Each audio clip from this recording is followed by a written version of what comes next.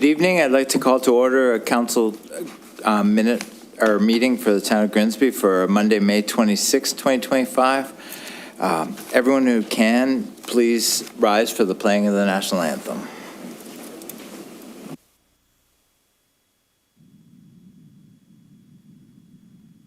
Oh, Canada,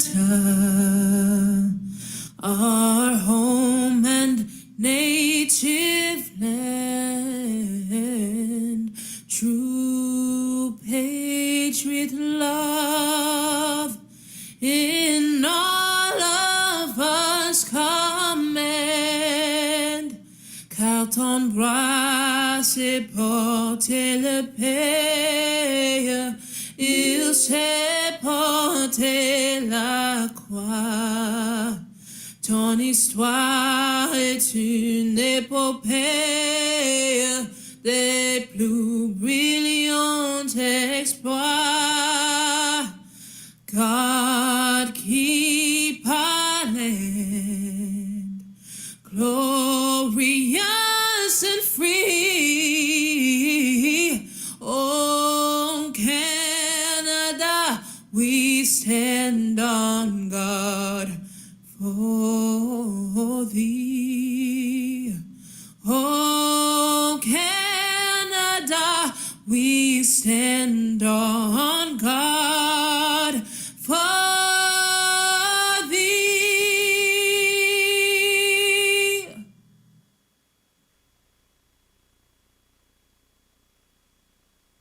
Niagara Region and Grimsby are situated on treaty land.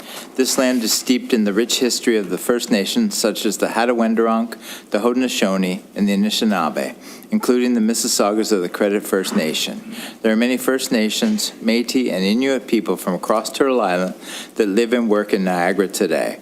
The regional municipality of Niagara and the town of Grimsby stand with all Indigenous people, past and present, in promoting the wise stewardship of the lands on which we live.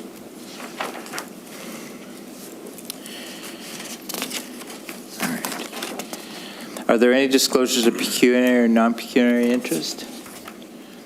Seeing none, I'd like to lift item 3.7 Patton Street from the council endorsement package Heritage Advisory Committee for May 13th to be discussed immediately following the delegations, and reorder the delegation for Gail to go first, followed by John. Can I have a mover and seconder to approve the agenda as amended?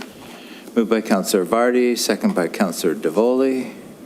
Moved by Councillor Vardy, second by Councillor Davoli. Resolved that the May 26, 2025 council meeting agenda be approved as amended. All in favor? And that's carried. Tonight we have Aaron and Bruce from the West Lincoln Memorial Hospital providing a construction status update. Please come to the podium, Aaron and Bruce. Thank you.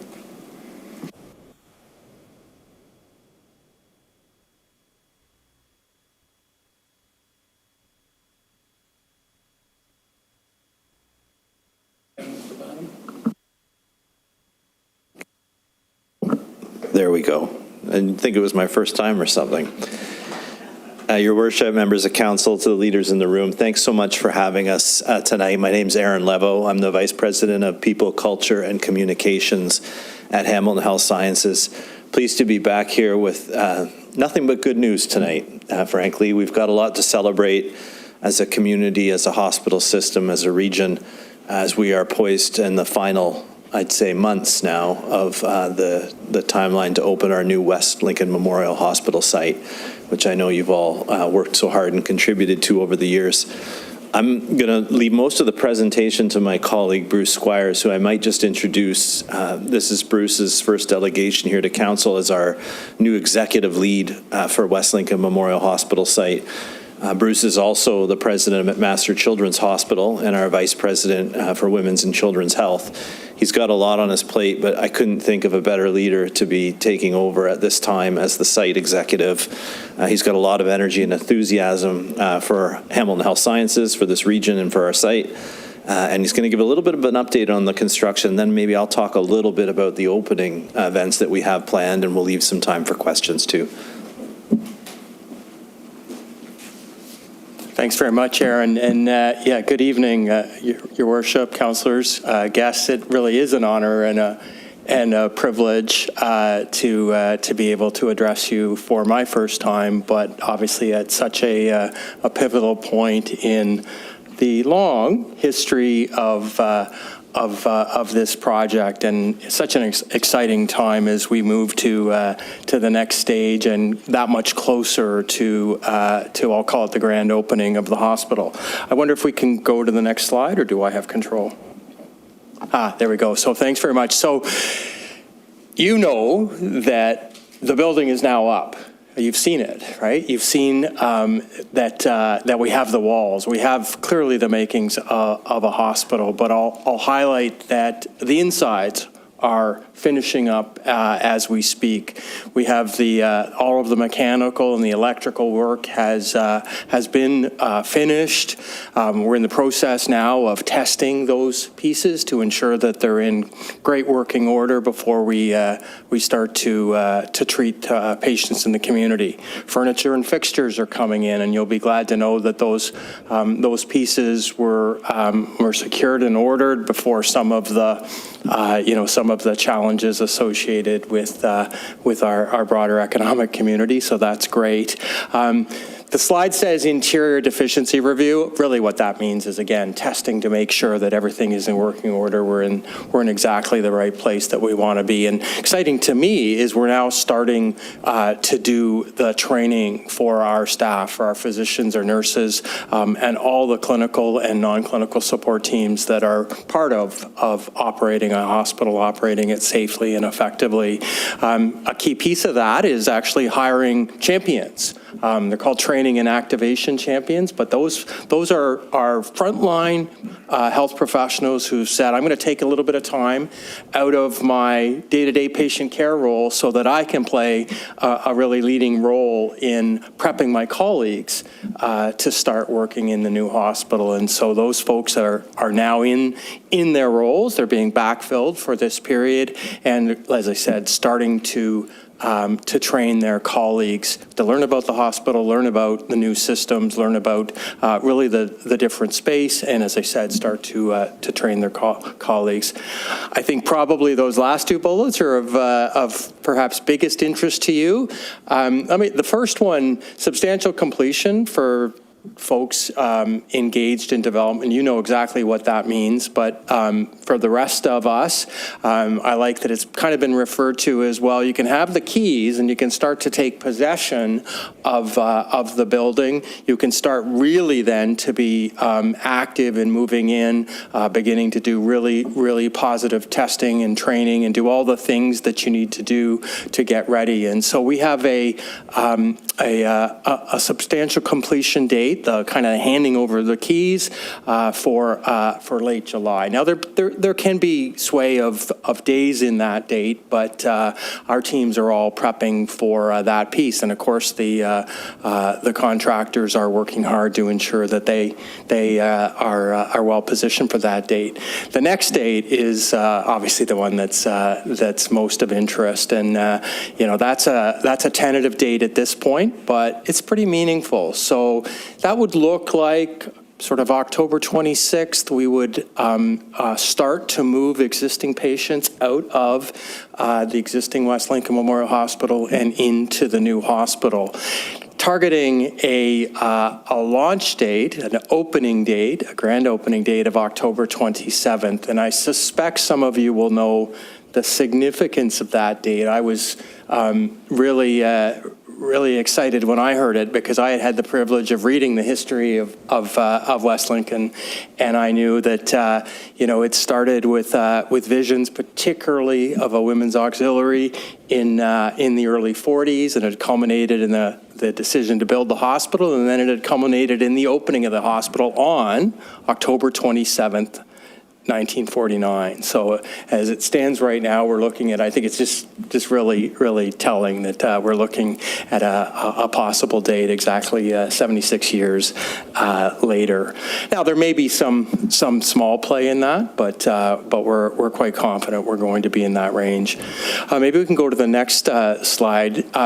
Just to remind you what you've built. You've built a brand new 21st century hospital that you see it. It's close to 80% larger from a footprint perspective than the existing hospital. And we'll see in a picture in a minute. It is much bigger and far more appropriate as it relates to really all of the services.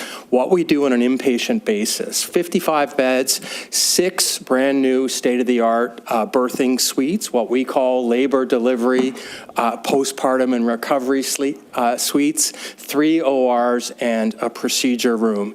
That's 11 more beds than we're currently operating. That third bullet, I keep talking about really the difference in what it means for care.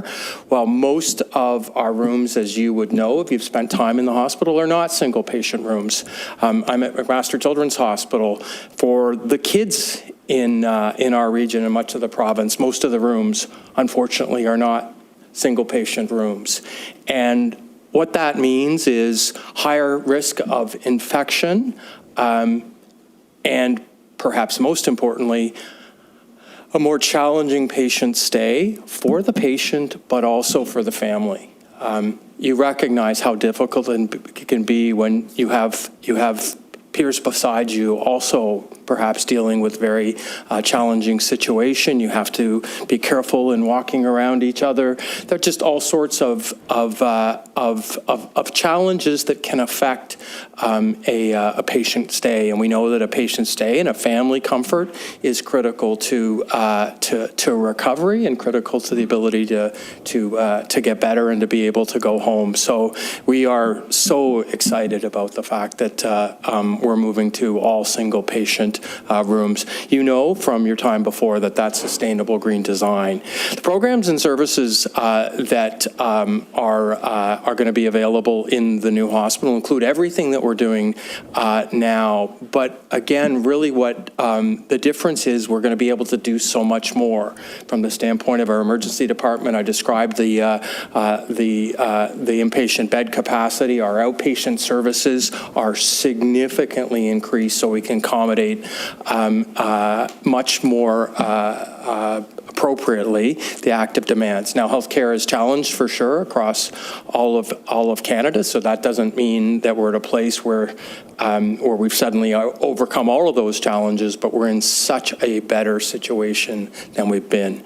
The first bullet there on the right, just to highlight for you that we are opening this new hospital according to the well-established process that the Ontario government, the Ministry of Health, and particularly the Capital and Hospital Services branches have established, and that provides for a gradual ramp up of services. Having said that, we're going to be in position to start out with, again, that additional bed capacity, that additional ED capacity, that additional ability to do outpatient clinic visits and all of those diagnostic services right off the bat, but we will also be able to grow those over time.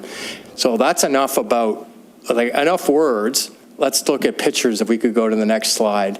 I just want to highlight this. You haven't seen it in the sense that you're flying above, but you've seen it in front. What's really striking for me, of course, is if you look at the right-hand picture in the bottom left corner of the right-hand picture, that's the existing hospital. So it's kind of dwarfed by the new hospital, and again, that allows what I've talked about.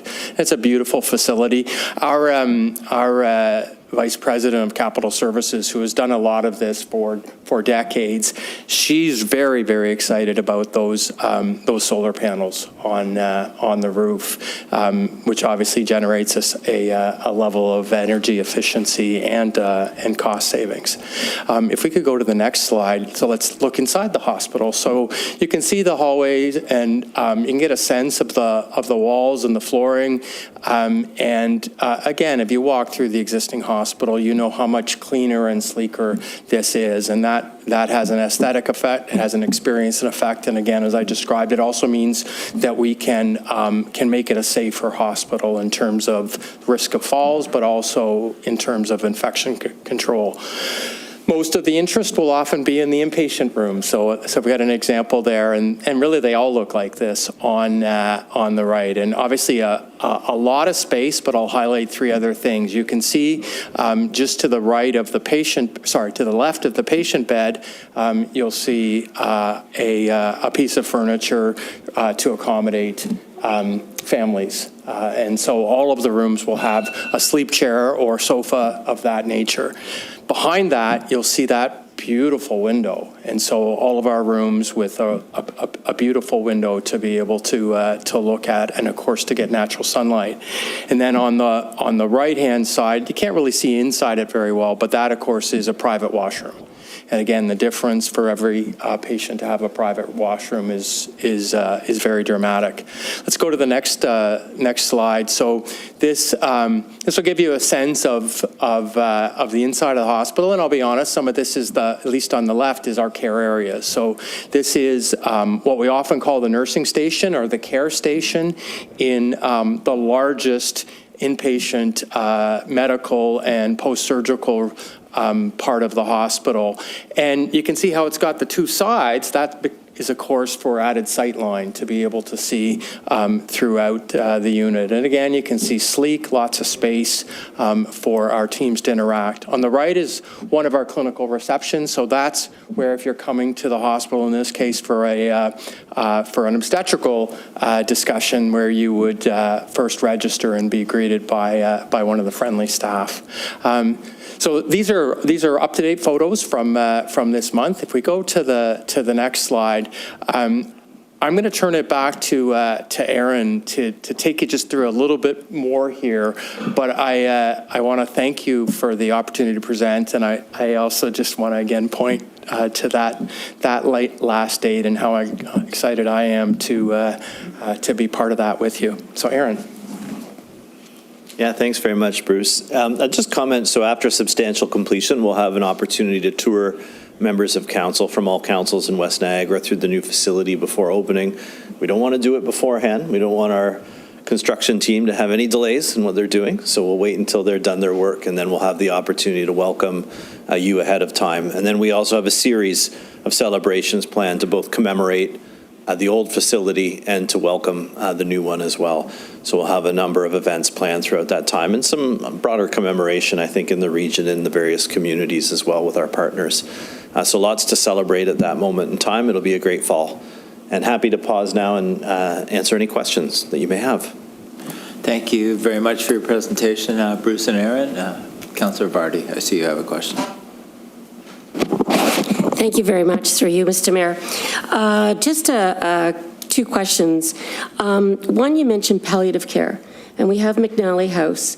And I'm also thinking about, some of what I've heard about with patients who are waiting to go to other places, and it's tying up beds in the hospital.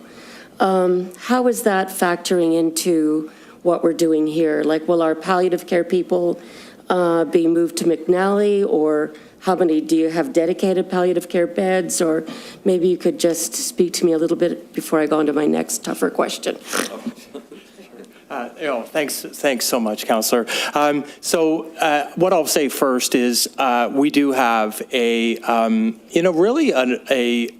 unique palliative care service in this community, in this region, which, and I don't say in the hospital, because it already is a partnership between teams that work within the hospital to see patients that are in the hospital, but then on kind of an outpatient basis, and in concert, and sometimes in the hospice, often in the home.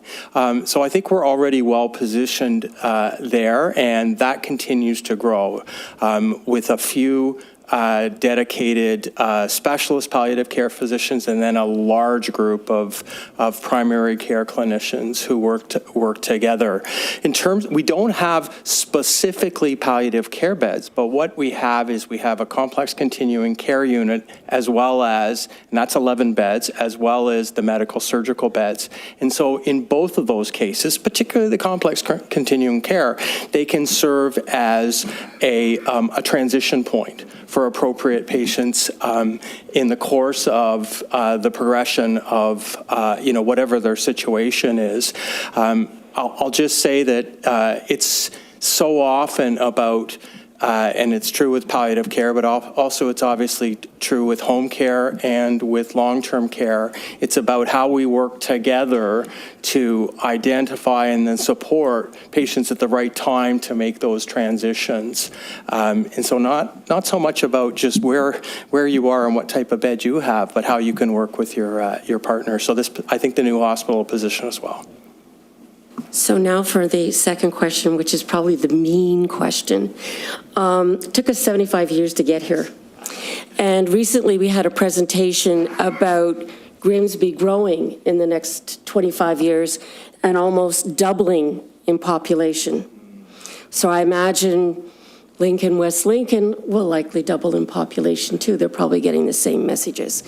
So what I'm wondering is this expandable, this hospital? Because at some point, we're going to outgrow this. And I know that's really mean to ask you that before we even open and before the fact that it took so long to get here and so much hard work. But can we grow this hospital? Yeah. Well, you go ahead. Yeah. Anything's possible, so we'll start with that. Bruce will comment perhaps in another way. What I would say in response to your question is, if we have to, we'll deal with that in turn, and we'll do so with our partners at the ministry. I would note, as we progress with a new facility and in terms of the way medicine is practiced, we also expect to have partnerships in the community and to have care closer to home for people.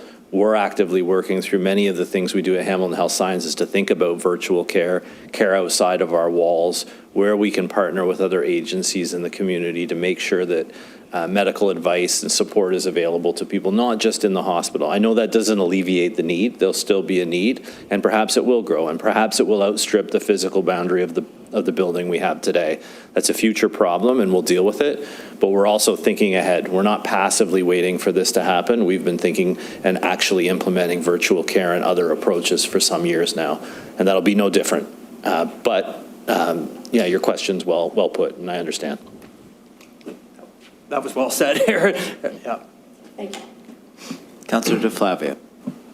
Thank you, Mayor. Through you, yeah, it's very exciting. The single patient rooms. I think this is probably the first new build for Hamilton Health Sciences in my lifetime. There have been lots of substantial additions, but nothing built from scratch like this. So it's incredible. My question through you, Mayor, is what does demolition look like? Because, you talked about the new building opening. You talked about staff being trained on the new facility. The image that you show has the old building in the front, and that's going to be a huge project too, the demolition. So what does demolition look like? What does the site look like during the demolition? How is that going to be? What's that going to look like, I guess, is the question that I have.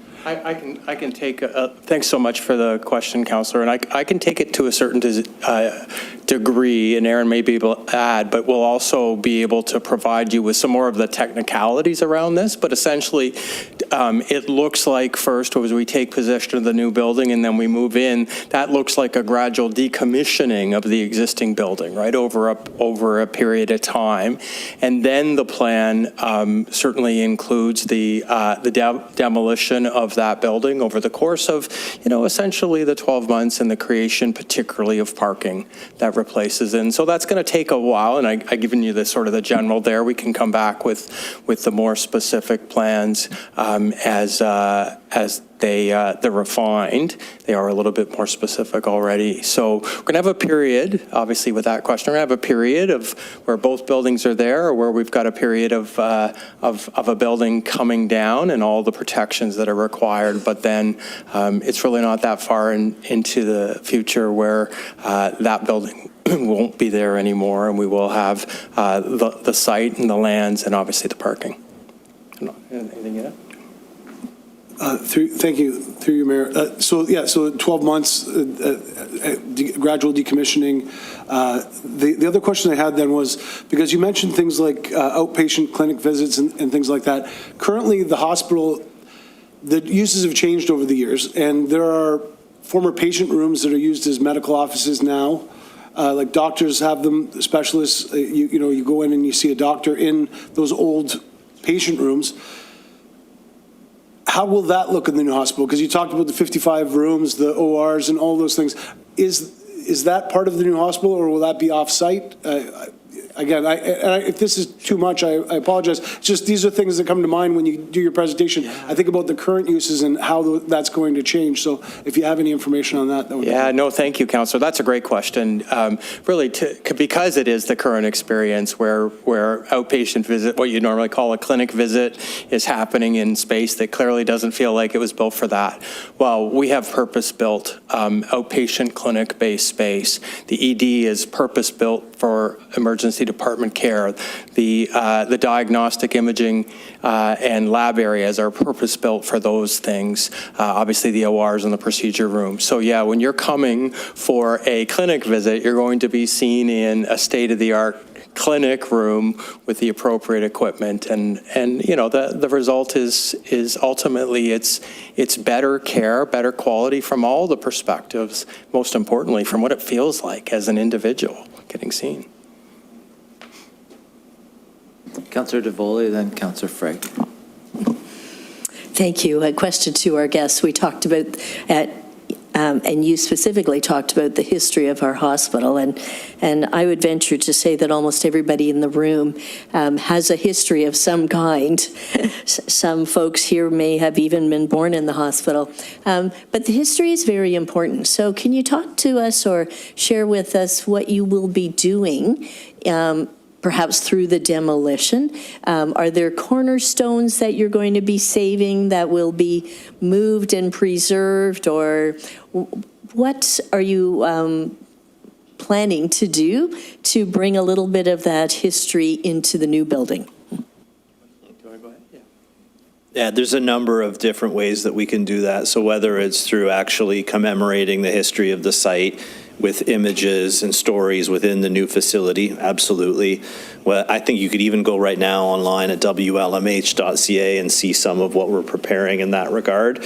We'll be partnering with our partners at the West Lincoln Memorial Hospital Foundation and Auxiliary as well to try and make sure that they're a part of those efforts, because many donors over the years and many volunteers have been a part of the journey to now too. So how we do that in partnership with them matters, and with the broader community. I think we'll look, and I don't want to scoop everything right away, but we'll have some commemorative touch points around the site. And will we maintain parts of the physical building from prior? Yes, absolutely. How that looks, I couldn't say today. But, if anyone has creative ideas, perhaps we auction off a brick or two. I don't know, but it's all on the table. And we're very alert to that. I think there's a rich history there. And you're right, as Bruce has joined the team physically at the site, he's got stories. I'll let him tell you about staff members he's run into, and actually 3 generations in the same hospital at the same time working, and many people who have a long and storied past with West Lincoln Memorial Hospital. So it'll be a special part of how we transition from one to the other. We won't just bowl over the old one and move on. Yeah, if I might, I do absolutely agree with Aaron that the stories are such a big piece of that celebration, and will represent through pictures and through written account as well. And I'll just share that it was so compelling as we did a walkthrough. of the existing hospital just 2 weeks ago, and got into a conversation with one of our volunteers working in the emergency department, and she shared her experience of having grown up and had her first job at the hospital some many decades ago, but then shared, of course, that she had two of her daughters who now work in the hospital. One is a charge nurse in the ED and one is a business clerk. And then their two daughters are also working in the hospital. One is in MDRD, in our medical device reprocessing, and one is as a registered practical nurse. And then they've had children. So we're actually up to now just babies, but we're up to 4 generations. And I've been so struck by how frequently I hear that as I walk through the hospital. It truly is a community hospital that is a place to live and grow, but for many a place to work as well. Councillor Frick. Thank you, Mayor Jordan. Bruce, Aaron, thank you for bringing some really fantastic, exciting news. I drive past that hospital at least twice every single day, and I can see almost every brick that goes in there. So thank you for the good news. I know that the healthcare industry is going through a lot of challenges right now in terms of finding talent. Do you see that as a challenge for the hospital, or do you have a plan in place to attract all the right specialists and so on and so forth? I know there's been so many changes and challenges over the past number of years. I'm just wondering if you can give us your view on that.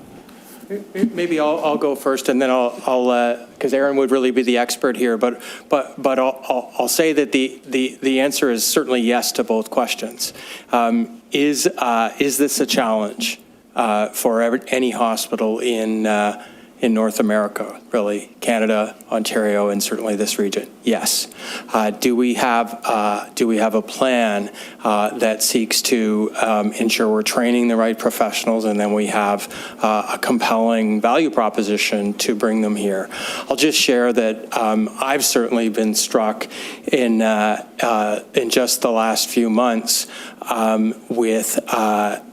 And we all had heard this, but it's really clear with the excitement and the interest on the part of existing health professionals, many within Hamilton Health Sciences, but many working in so many other areas, to have their opportunity to come back and to work in their own community when maybe they've had to travel to work, or to come here because it's such a compelling place. And so we've had some of our recent recruitments where we have been nearly 3 digits in terms of the number of applications. And we were discussing just earlier that if we went back 2 and 3 years ago, it was nothing at all like that.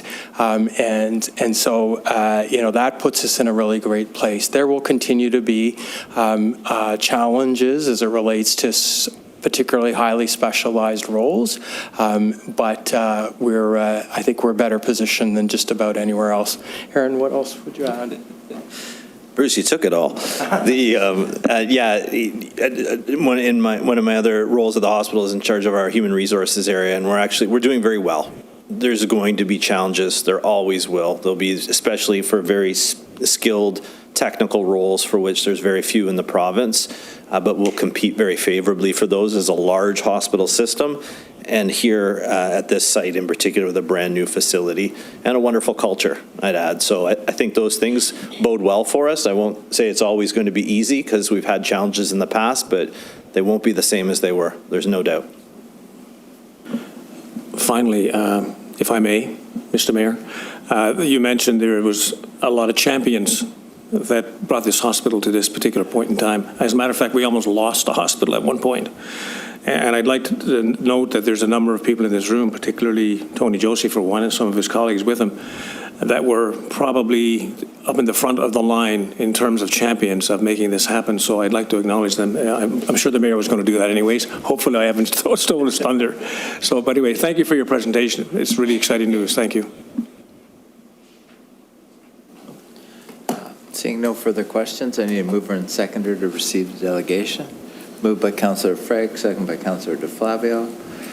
Moved by Councillor Freg, second by Councillor DeFlavio. Resolved that the delegation from West Lincoln Memorial Hospital be received. All in favor? That's carried. Thank you very much this evening, and thank you, Tony and Mary, for being here. Have a good evening. Up next, we have 3 delegations relating to the council endorsement package and 7 Patton Street. We will receive all 3 delegations at the end. The first 2, just want to remind you, because you spoke at Heritage, you have 5 minutes each, and I guess Gail is going to come up first. So Gail, welcome to the podium.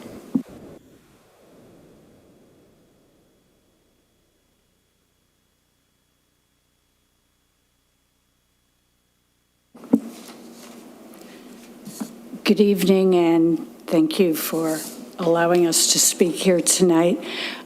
Firstly, before I'm on the clock, since I saw a couple of the counselors and I was at that meeting, I had a terrible fall down a set of stairs and actually spent 2 nights in a single patient room facility in one of our hospitals. So I can't speak quite as quickly as I could 10 days ago. So I kindly ask you to bear with me. I am here, having said that, in support of Mr. Reid. I continue to be completely confused as to why Mr. Reid is being forced to continue through this process, particularly after the meeting on May 13th, when there was no support to designate his home at that meeting. Not a person at that meeting raised their hand or brought forward a motion in support of designation. To my way of thinking, this matter should have stopped right there. Having said that, I must bring to your attention there appears to be an error in the report that we read from the committee meeting, in that it states in 2, and I'm condensing it for time, but I'll say in quotations, that the Grimsby Heritage Advisory Committee recommends the dwelling at 7 Patton Street be designated. This was not at all the case. The committee chose not to recommend it for heritage designation. There was, in fact, clear favor from what we saw to not. I'm going to have to interrupt you right there, because actually Certainly, that's not factual. Because actually Heritage just received it. They didn't make any decision. That's at the correct, meeting. sir. And I think you can confer, right, Bianca, that that's correct. Okay, because thank you for confirming that, Mayor. Because that's exactly what happened. They only received it. They did not, but the report that we read did say, as I previously said. So thank you for clarifying that. So assuming that, we can only pray that all of you have seen and read the information that was provided at that meeting. You know, if you saw that the town of Grimsby staff advised Mr. Reid about the rezoning of his home to multiple housing when he visited Town Hall, this building, in person. Planning staff confirmed to him that it was zoned for multi-residential use, which could potentially include townhomes, apartments, etc., and he was good to go on approaching a builder or developer for selling his property to fall in place with the major intensification area of Grimsby's downtown. This makes complete sense given the makeup of his neighborhood, with almost all of west side of Patton Street, his side being multiplex and apartments. Half of the east side is similarly utilized, and the balance, of course, is either commercial or single family. Many changes have been made to the neighborhood in the 31 years Mr. Reid has lived there. Structures to the south of his home have already been torn down. Commercial establishments have been added and approved. We also learned at the Heritage Advisory Committee that not a building on Patton Street is currently designated as heritage. Mr. Reid has an offer to purchase his property. It's a local, respected business family who will add taxes, jobs, and economic expansion to the Grimsby downtown, which fits perfectly into the major intensification plan. There is no precedent for saying you must designate a home. The Act itself states that not every property is worthy. In this case, the economics of maintenance of 7 Patton Street not only make it unworthy of designation, but also frighteningly costly to maintain, upgrade, and defend against the ongoing deterioration. I will speak to some of the points that town staff put into their report specifically. One, that the house was constructed by James Doran, which the report highlights as a significant builder of the time, yet they also note that there are only 2 homes that exist today that he built. So I ask, does this mean that the supposed significant builder, he only built 2 homes? Or that all of his other homes have deteriorated like Mr. Reed's and were not well built enough to have survived into modern times? Or that they too perhaps are of little heritage value and were allowed to be torn down. The second item that I'll bring up is the home significance to the Hawk family. The Methodist minister to which the report refers to never actually lived in the house. He died before construction even began. His son, who ultimately owned a general store apparently in town, did live there for a few short years with his mother.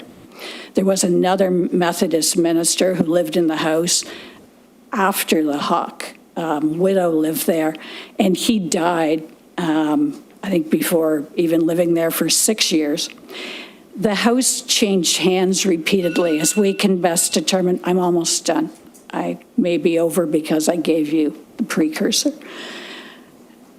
As I said, the house changed hands repeatedly over the next 100 years until Mr. Reed, in fact, purchased it, being now the longest owner and taxpayer.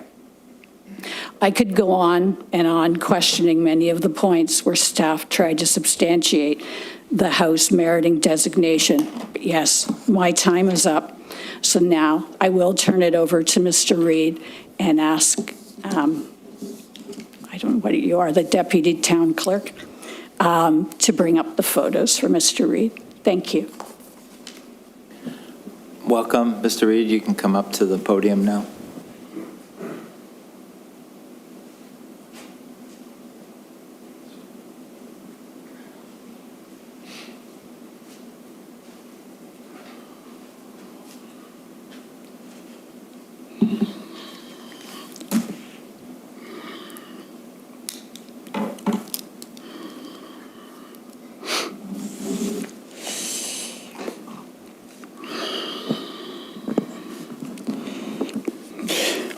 The same heritage report stated that the home, my home, retains a significant amount of original material, including doors, windows, storm windows, which is not true, as I have repeatedly repaired, replaced, and rebuilt them during my tenure at the home, including the black wooden window sills, which I replaced 25 years ago.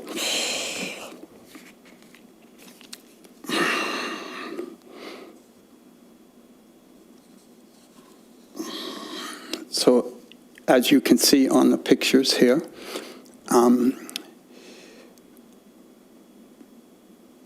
okay, so I don't know if I didn't see them going, but anyway. So if we keep moving along, like maybe one picture every 4 seconds or so, okay? The pillars I installed for the first time the porch needed complete reconstruction a long, long time ago. And none of the doors or the windows that you'll see here are original.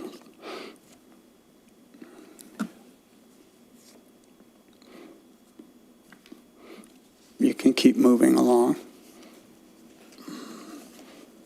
There's some of the pillars there.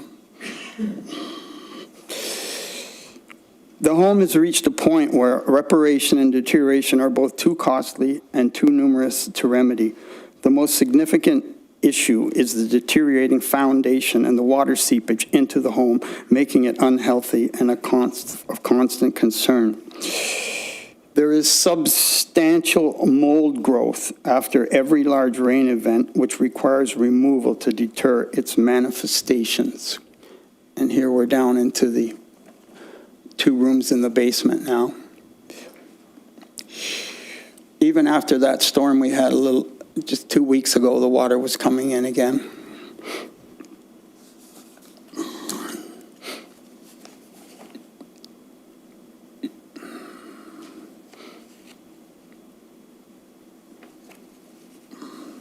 There's the deterioration in the walls.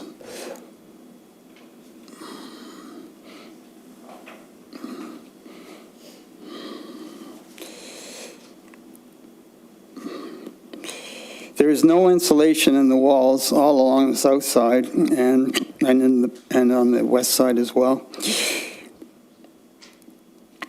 causing constant peeling and cracking.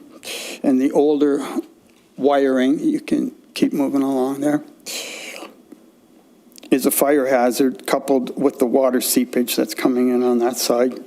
And lots of evidence of insect and animal infestations.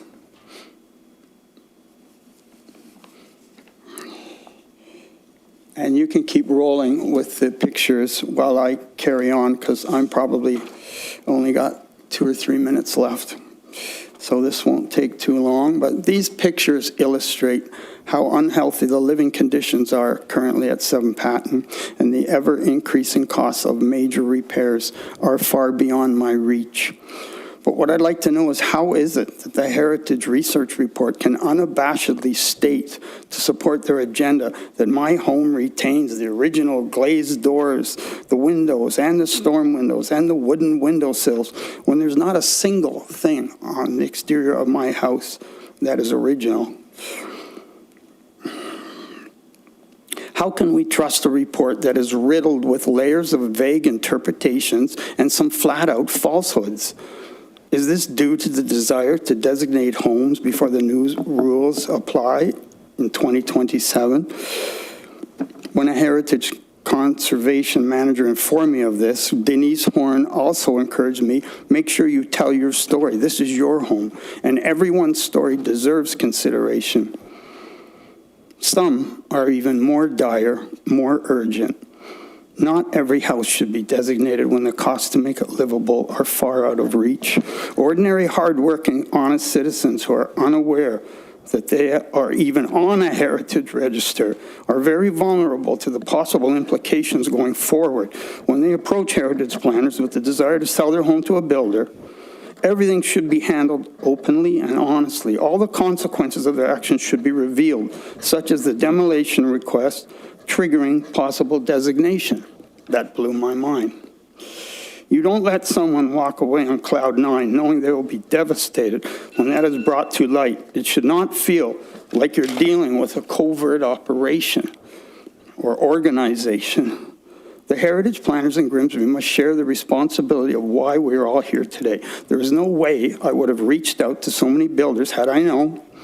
There is no way we have bought another home when it looked like we were about to receive our money, which Gail moved into the 15th and had her accident. Had we have known that my half of the money would be tied up here. The last thing we all need is to be embroiled in subsequent litigation. I don't want that. My family needs to be united, especially with all that has transpired now. And Grimsby should use an upgrade, could use an upgrade, and more needed services in the downtown corridor, not a crumbling, disintegrating older home that looks completely out of place in these current times. Thank you, everyone, for being here. Thank you. Pamela Evans, you're up next. Come on up to the podium, Pamela.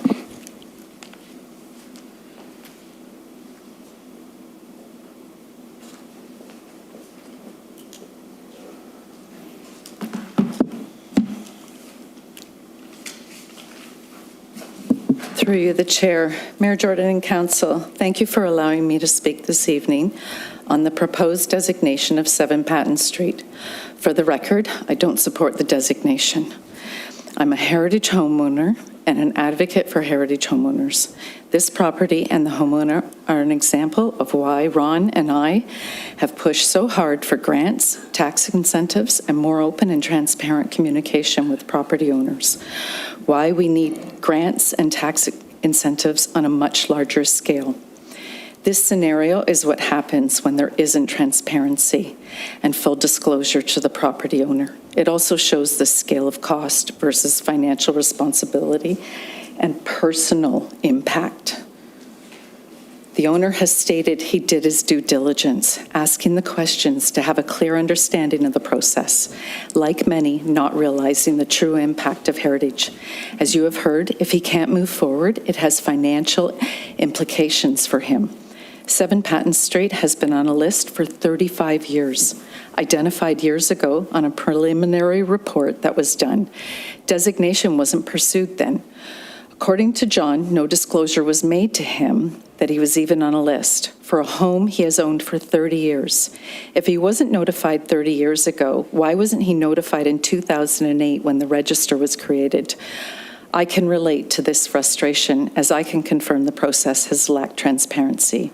I too question why I wasn't told, and I can confirm that I was told it would have no impact on me. We were simply being added to a list, a narrative I have been sharing consistently for years with many of you. In fact, here are some statements in writing by the town of Grimsby. Heritage inventory is not intended to impact or delay permits or demolition. Inclusion in the municipal heritage registry to the individual property owner. The impacts are minimal. For you long-standing councillors, you were around at the time of the registry in 2008. All the forced designations and misusing the Heritage Act to stop development or overly control homeowners while taking rights to their homes is contradictory to what the core values of this community have been. Kindly don't say the provincial government has mandated this. I've made calls and spoke to heritage professionals in other municipalities. The provincial government has in fact said we want roadblocks to getting homes built removed, and the intention was to have communities stop parking heritage homes on a list. As I've stated previously, we have an incredibly high retention rate of heritage, like 94%. That naturally transpired. What you're losing now is the trust of these homeowners. Particularly when I witnessed this homeowner, John, being told his story doesn't matter. An outright disrespect to a man that invested in heritage, paid the taxes on that house for the last 30 years, putting what financial resources he could into that house. I thought our motto was friendly by nature. Kindly don't explain to me you have to report on technical merit, which includes mostly the human element from 100+ years ago, while telling the human who has supported heritage for the last 30 years his story doesn't matter. I hope all councillors and the mayor have watched the Heritage Committee and read the report. It was appalling what I witnessed. The property owner didn't wake up one day and say, I'm going to demolish my house. He did his due diligence. May I also remind you, he has 30 years of memories in that house. No decision that any of us would make lightly. A decision that clearly was reached as he's been financially supporting a house that is now in palliative care. The Heritage Act isn't for the use of keeping every old house around. As councillors, kindly look to the future. When does the trade-off to demolition pay it forward? The staff report refers to 3 other homes on Main Street East, built by the same builder. And yes, they were demolished. And now there's a nursing home and a retirement there, both necessary to a community. The Hawk store has been replaced with a bank. Many people in this community bank there. The hospital tonight is a great example, being replaced with a new hospital.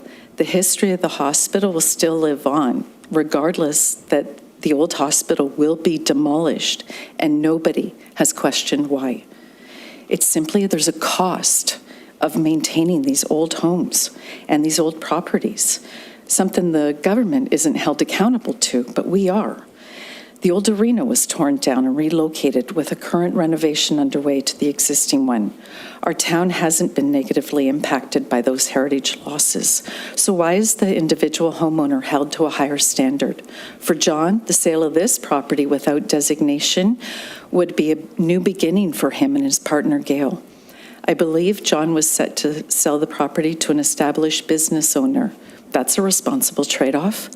As for the house, John invited me to walk through it. I noticed the state of the windows and the rotting windowsills before I even entered. As John said, he's already replaced them once. There is a bathroom that doesn't work, light fixtures that he couldn't turn on because they spark. There's an outdoor porch that's structurally compromised. As I descended the basement stairs, I could smell the mold, like stair 3, which was visual on the walls as well as the basement floor. Years ago, the first year we owned our house, our roof partially collapsed. We spent twice as much on the repairs of the structural part and the roof. We would have been further ahead to build a new house, but we kept the old house and invested in it. And how long does that take to realize the value in that home? You can't ask him to invest and keep investing. John likely bought the house already in need of some major attention and financial resources, as there were 16 previous owners. That's a lot of wear and tear. The designation report has a great deal of open-ended wording, some information that seems to be supported by community members. What is fact and what is an old wives' tale? 7 Patton Street isn't with keeping with the street. It's already significantly changed. Other properties are newer, multiplex, duplex, triplex. It's already altered. The human element in the report references the Pettit family. I believe in the past, the OLT has said you can't hold all these properties to the original families of Grimsby. We'd all be held to the same thing. The wording states it may have the potential.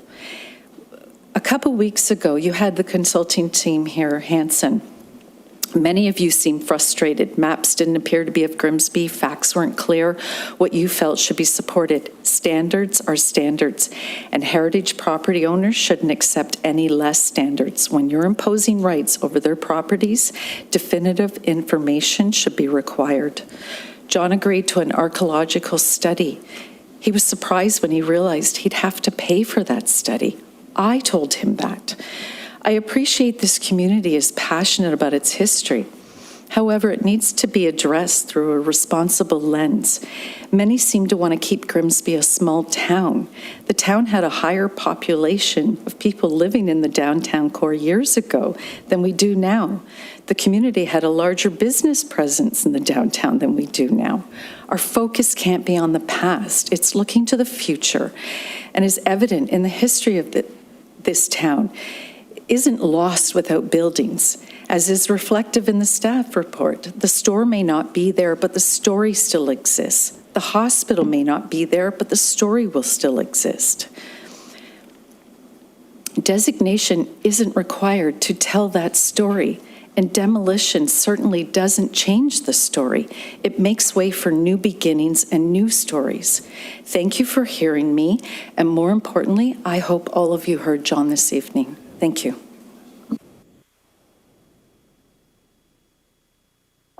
Thank you, everyone, for your presentation. Can I have a mover and seconder to receive the delegation?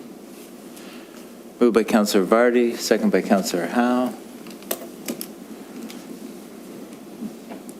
Moved by Councillor Vardy, second by Councillor Howe. Resolved that the following delegations on 7 Patton Street be received. Number 1, Gail Batches Chataway. Number 2, John Reed. Number 3, Pamela Evans. All in favor to receive the delegations? That's carried. Can I have a mover and seconder to lift item 3, 7 Patton Street from the council endorsement package from the Heritage Committee meeting of May 13th, 2025? Moved by Councillor Charwa, second by Councillor Vardy. Moved by Councillor Charwa, second by Councillor Vardy. Yes. Any questions from council? Councillor Charwa. Mine's more, thank you through Mayor. Mine's more so comments, if we're discussing now. I did have a chance to watch the Heritage meeting, so I did watch that before I kind of knew it was going to come to council. And I appreciate your delegation, and I appreciate that you came back with more information showing the water damage. And I know I appreciate that the committee wasn't sold on one way or the other. So I just want to acknowledge, first of all, that our staff has gone through the process, right? A lot of people do want designation. You know, we have designated quite a few homes. So this is the process. So even though it's a little uncomfortable, we're going through it, and now council has more information, and we can kind of, figure out these difficult decisions.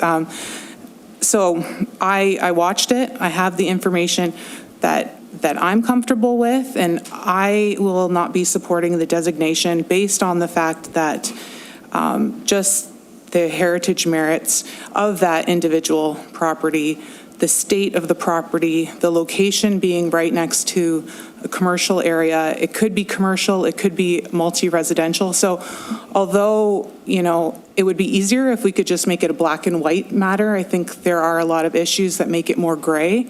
And I feel like this is gray, so I'm not going to be supporting it. I know, again, it could be a controversial thing, but I feel just given this individual case, I can't support it. Thank you. Councillor Vardy.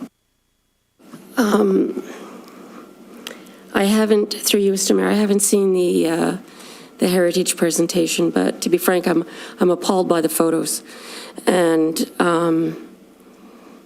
I hate to think that you're living there. So I would like to hear from our heritage staff. It's not a new opinion, but I guess I've expressed the opinion that, well, there's heritage value to many, many buildings. I don't think we necessarily have to keep them all. And in some cases,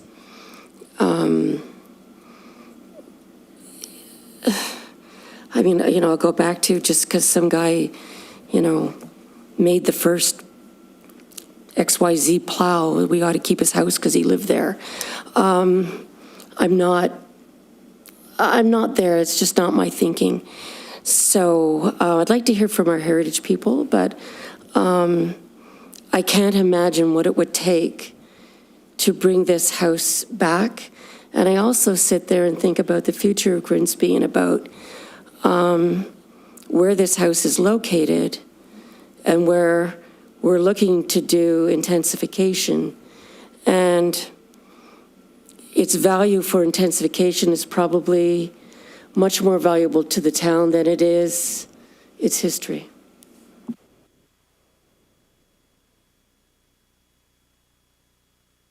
Hi, Bianca. Go ahead. Thank you. We'd like to hear as much as we can from you, quite honestly. Thank you. Good evening, Council. Thank you for the opportunity to speak. I do have a couple slides to share with you. I know this is kind of a unique situation where we haven't quite had a situation in the past where the Heritage Committee didn't make a recommendation. So because of that, I did prepare a few extra slides just so Council had all the information they needed to make the decision tonight. So I'm going to give you a little background on the file and kind of bring you up to where we are today. So the property was first identified in 1990. It was placed on the town's local conservation advisory committee. That was LACAC, and it was an architectural inventory list. And a lot of our I would say very early foundational buildings were identified at that time. So there's quite a few properties that council has recently designated that were also on this list. So we do reference that as a kind of a place where the community has been collecting value through the years.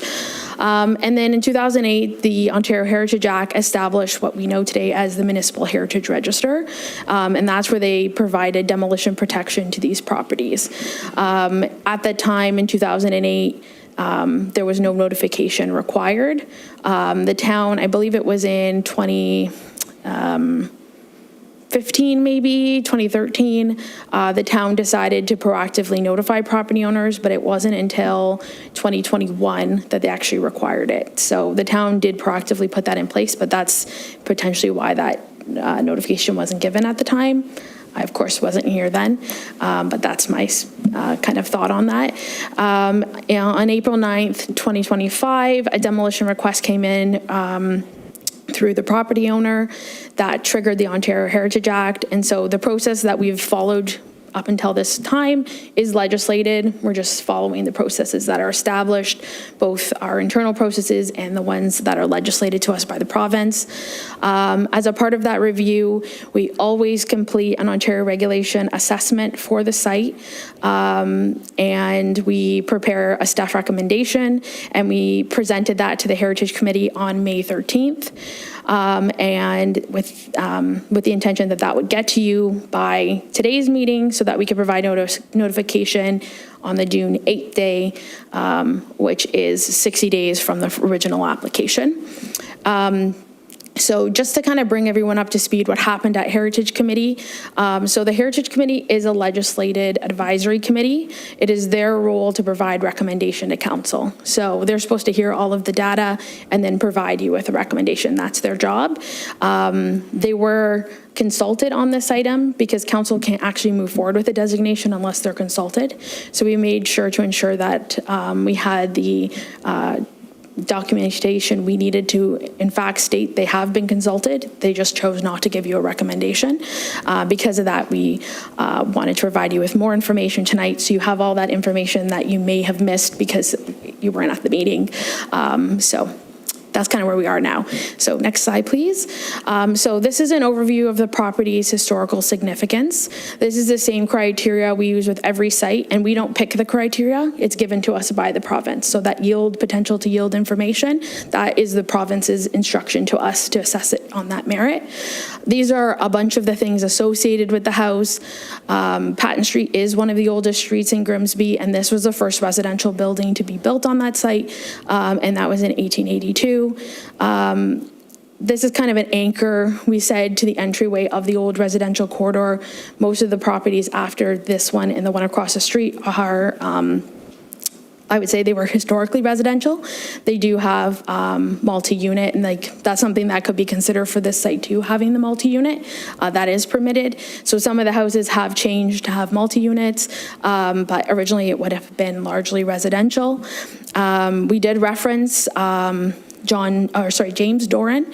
The Doran family were the first Catholics to come to Grimsby, and the first Catholic church also is on Patton Street. And so James Doran, who built the house, his dad and his mom are buried at the church at the end of Patton Street, and that was the Catholic church they attended.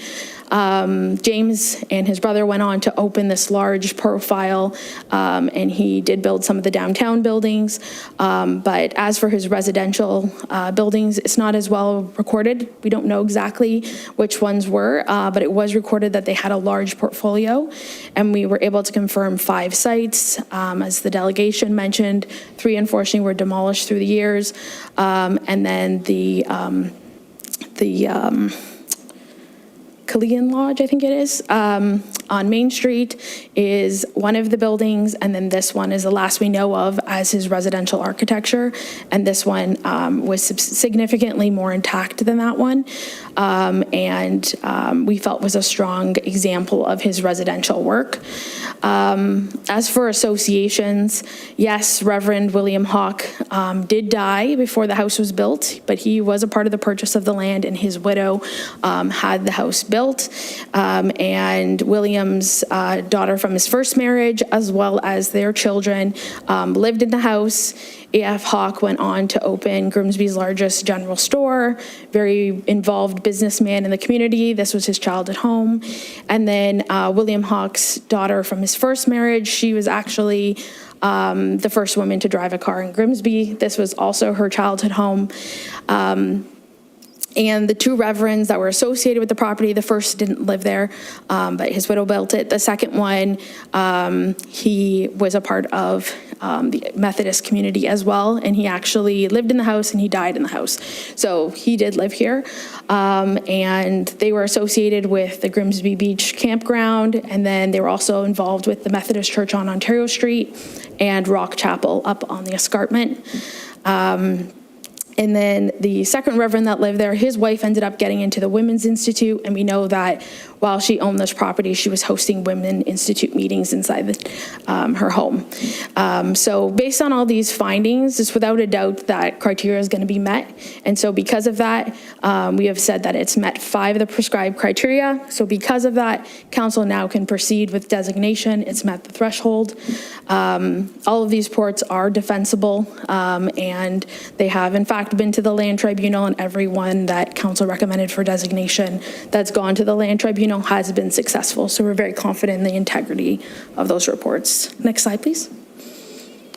So I provided this photo because I felt the first one, it was hard to see the masonry up close.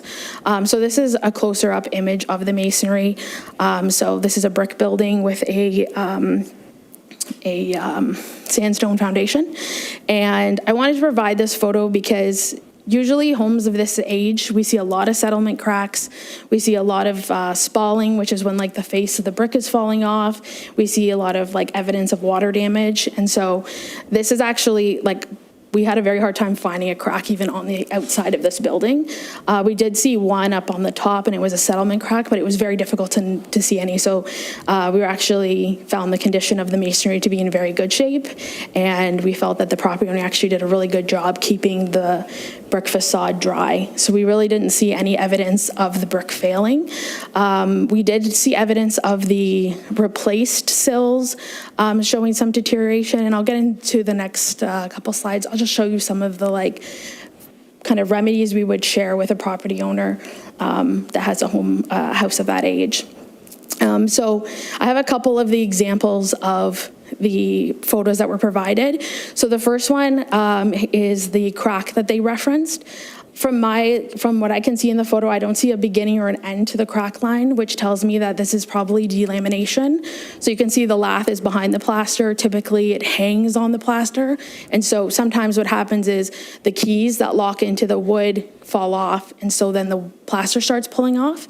And so the last photo, the remedy there is showing you these actual different kind of like spacers and screws that you put right into the lath that secures it right back, and then you can do the repair. So that's like an example of what's happening there and how I would remedy that. And then below I'm showing the wood sill. So there's a couple options here. The property owner could replace the whole sill, have that be have the water drain away from the building and have a drip edge introduced, or they could go with a simpler fix where they just use some flash ink and introduce a new drip edge. So that's kind of how we would recommend the property owner tackle that.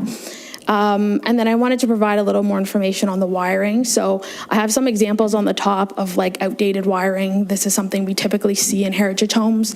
So most common, we see the knob and tube wiring. There's also some aluminum wiring and then the cloth wiring. But we can see from the photograph that this is more modern wiring. And so the property owner at Heritage Committee said it was installed about 25 years ago. So I don't know if a permit with the electrical organization was obtained, but they would have checked for that at that time. I did confirm with building that that wouldn't have been required 25 years ago.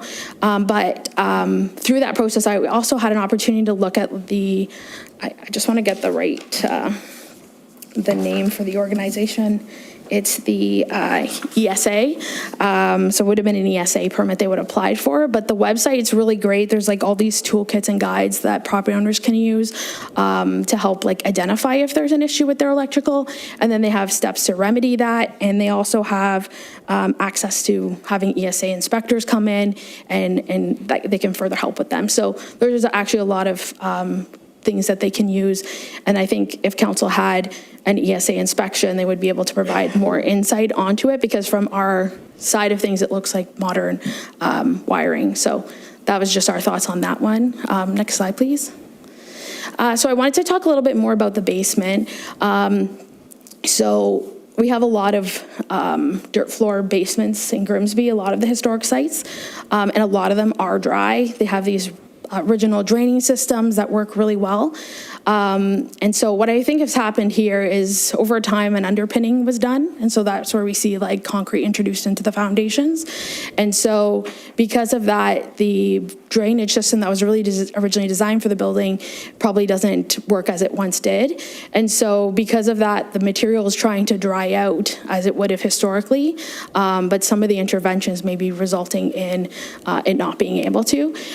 So there's some kind of standard things that we do with all property owners in the town, and that's like working with them on their grading and drainage. And there's been a lot of success of people being able to regrade around the house and they're not having the moisture come in anymore. We also have a recent grant recipient who's going with one of the drainage solutions at the top. They're using the grant funding to put that system in. And we worked with them and professional stonemasons to develop a plan that would be site-specific, reversible, and within the grant funding. So that's just an example we wanted to like share of how there's so many innovative solutions. And also a lot of the property owners in the town, because they have these issues, they come up with really great innovative ideas. And so we've been collecting that when we meet with them. But a lot of this like damage that you're seeing can be repaired, but we would want to deal with the drainage issues first. And so it would really help to kind of get a better idea of how this is actually working. It's hard to give a recommendation or have a professional give their thoughts on just 2 photos. You really need to walk it. As for mold and those items, we do have a mold specialist we work with from the state. She specializes in mold spores and dealing with like animals and feces and things like that. And she's really great. She doesn't charge us. We just reach out to her. We share the spores. We talk about the mold problems. And she usually prepares us with some remediation matters. So there's a ton of support we can provide on these items. So I just wanted to share that. Next slide, please. And then I just wanted to bring this back to council's attention because this was a project where council had to make another really difficult decision regarding an important building in the town. And so this is 2 Fifth Street. Similar situation. The property owner was getting ready to sell. He wanted to be removed from the register, and he chose to go the route of issuing a notification of demolition, so the 60 days would start. So this property, council decided to designate, and then right after that, we worked with the real estate agent, the property owner, and we brought them a package. We met with them to talk about the wording on the listing, and then we met with several property owners on site, walked the property, talked about what the potentials were for the building, and it was one of those potential buyers that ended up purchasing the property not long after council designated, and they got within $19,000 of their asking price, and it's now been bought by this amazing team of professionals that want to restore this building. So the property owner has brought on a team of heritage consultants to work on it. And so basically what they've done here is they have drawn up what the cottage would have looked like originally. And I put some photos in there because this was an amazing project where everything was hidden in the walls. And so they're now going to be fully restoring the cottage. They're going to be adding an addition, and they're going to be adding an accessory dwelling unit to the property. That's what they're proposing. So they're introducing more housing, more density, and this is going to be a legacy project in Grimsby Beach. And this is going to be, I think, be an amazing inspiration to other people who want to take on the restorations of the cottages. And so I just wanted to share this with council. It was a difficult decision, but in the long run, I think it was, it'll be something that will be a true legacy. So with that, I just also wanted to add that it's not development or heritage, it's a development and heritage, and that development and heritage shouldn't be seen as an obstacle, it should actually be seen as an opportunity. And so I think there's a lot of opportunities for this property on Patton Street, where we could look at different densities. If there was, a multi-units, having multi-units in the house, a unit in the back, there's still a lot of potential. And life that can be brought back to the building. Harold is also online, and I think he wanted to add a couple things, just talking about some of those pieces Councillor Vardy had mentioned, where it came with like the plans for the area and that important part of not quite downtown, but upper downtown. So thank you. Thanks, Bianca. Harold, are you available?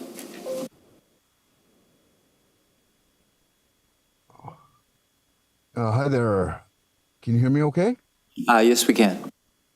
Wonderful, wonderful. I'm glad I was able to make the meeting to do this presentation. I'm sorry I wasn't able to make it in time to hear most of the delegations, but I think that what I'd like to do is just talk a bit about what this area, just pull back a little bit from what Bianca had presented, all very valid and very important aspects, and to demonstrate the consistent approach that we take in planning with respect to identifying heritage resources and verifying their importance.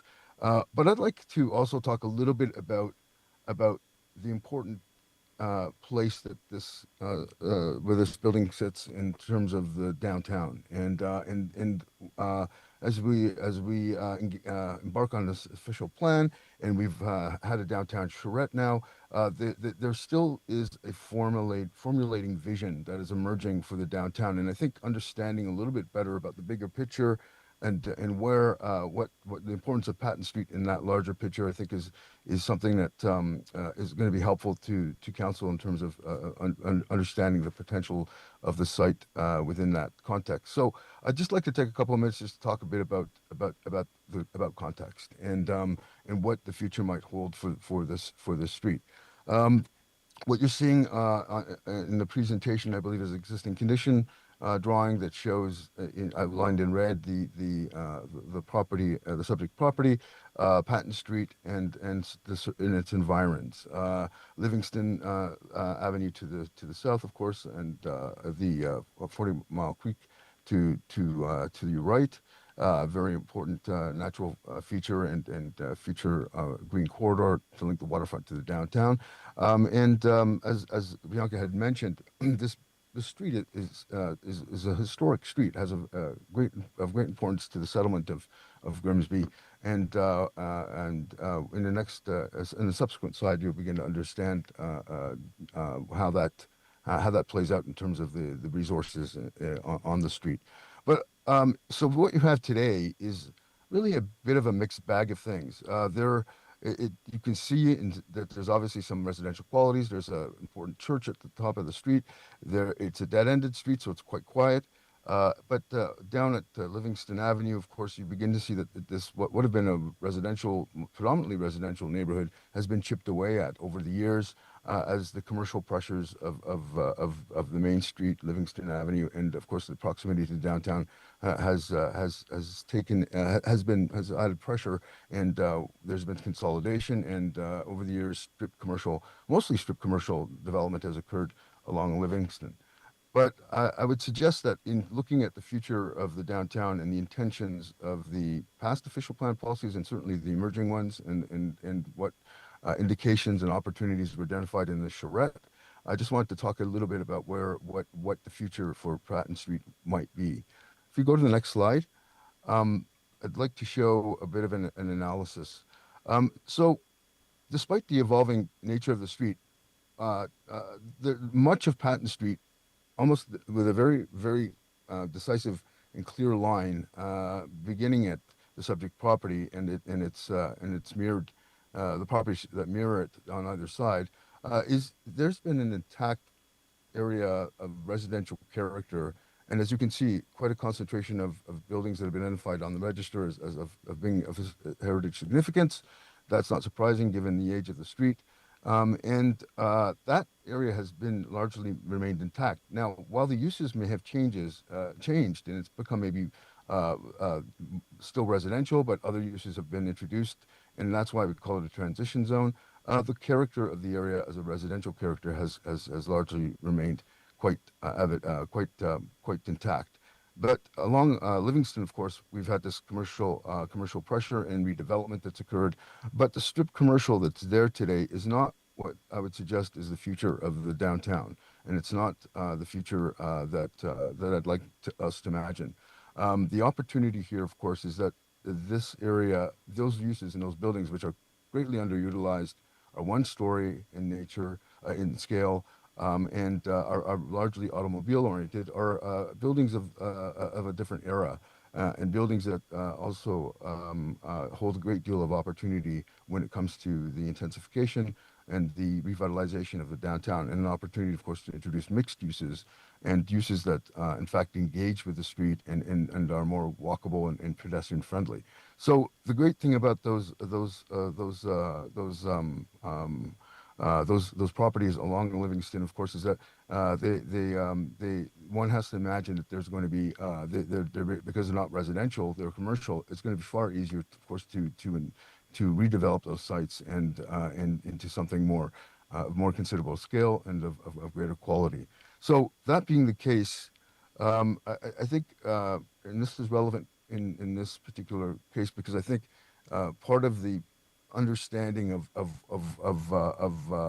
the context here with respect to this particular property is that there is a sale that's occurring, but that sale is occurring under the assumption that the strip commercial is in fact the future for the street, and that continues to march up Patton Street. And I would suggest strongly that isn't the future, and that that doesn't mean that there are opportunities for this property to be sold and to go under to have a different ownership, and I don't know that opportunity has been explored. But I think to expect that this might be a consolidation with a strip commercial to the south is not what I would suggest is the way in which the direction in which we want to go, and it wouldn't be as of right. It would require a zoning amendment. And I would suggest the planning would strongly oppose and that we continue to see that commercial chip away at this area, and given that that's not where we see the future. What would the future look like potentially? If you go to the next slide, we imagine along Livingston Trail there's going to be more Main Street in character. The opportunity, of course, is that the residential character area that remains intact continues to remain there, because the downtown is not going to intensify and change uniformly. It's going to have, it's going to build on the treasured area, the treasured qualities, unique assets, and the opportunities in each place, and that's going to help to create the kind of diversity of different places that will form the downtown. And so, as you can see on this image, those house forms may continue to remain there, providing kind of a unique sense of place. Although those buildings may contain mixed uses, it might be more residential in character and have that kind of charm to it. While along Livingston Avenue, we'll see an intensification of those sites into more Main Street type buildings with a mix of uses, retail at grade, but very much a walkable and pedestrian oriented form, kind of typology that isn't there today, but one that we can anticipate in the future and we certainly would encourage. And then what that transforms, like if you go to the last slide, I believe we have, is that, what that might look like as a demonstration concept plan is this. There would be those uses along Livingston. There'd be a very clear line and demarcation that might be a service lane that where loading and garbage and other things might take place out of sight and off Livingston Avenue, and where the pedestrian areas are. And there's a very clear line and division to this kind of enclave, this residential enclave or residential character enclave in the back. And that's just to give you a sense of what, inspired by the downtown charrette, and we can see pockets of this all along the downtown as an opportunity to build on the assets and reinforce those things and qualities that are very much distinct and all about Grimsby, while at the same time allowing for us to think about a kind of future condition that is progressive and that will revitalize the downtown and bring a lot of residents back to the downtown. It was said earlier by one of the delegates that there was more people that lived here once, and that's a very good point. We see the downtown vision as an opportunity to repopulate the downtown and bring it back to its former glory, and it begins with providing a vision like this. So I just wanted to give you a kind of a snapshot picture, or to help the council imagine what Patton Street might be into the future, and how this property really begins to anchor and anchor that particular vision, and it makes a lot of sense in its current form, which might give you a different perspective on things. Thank you. Thank you, Harold. Any further questions from council? Councilor DeFlavio. Thank you, Mayor. It's not a question. It's more of being on the Heritage Committee. I'm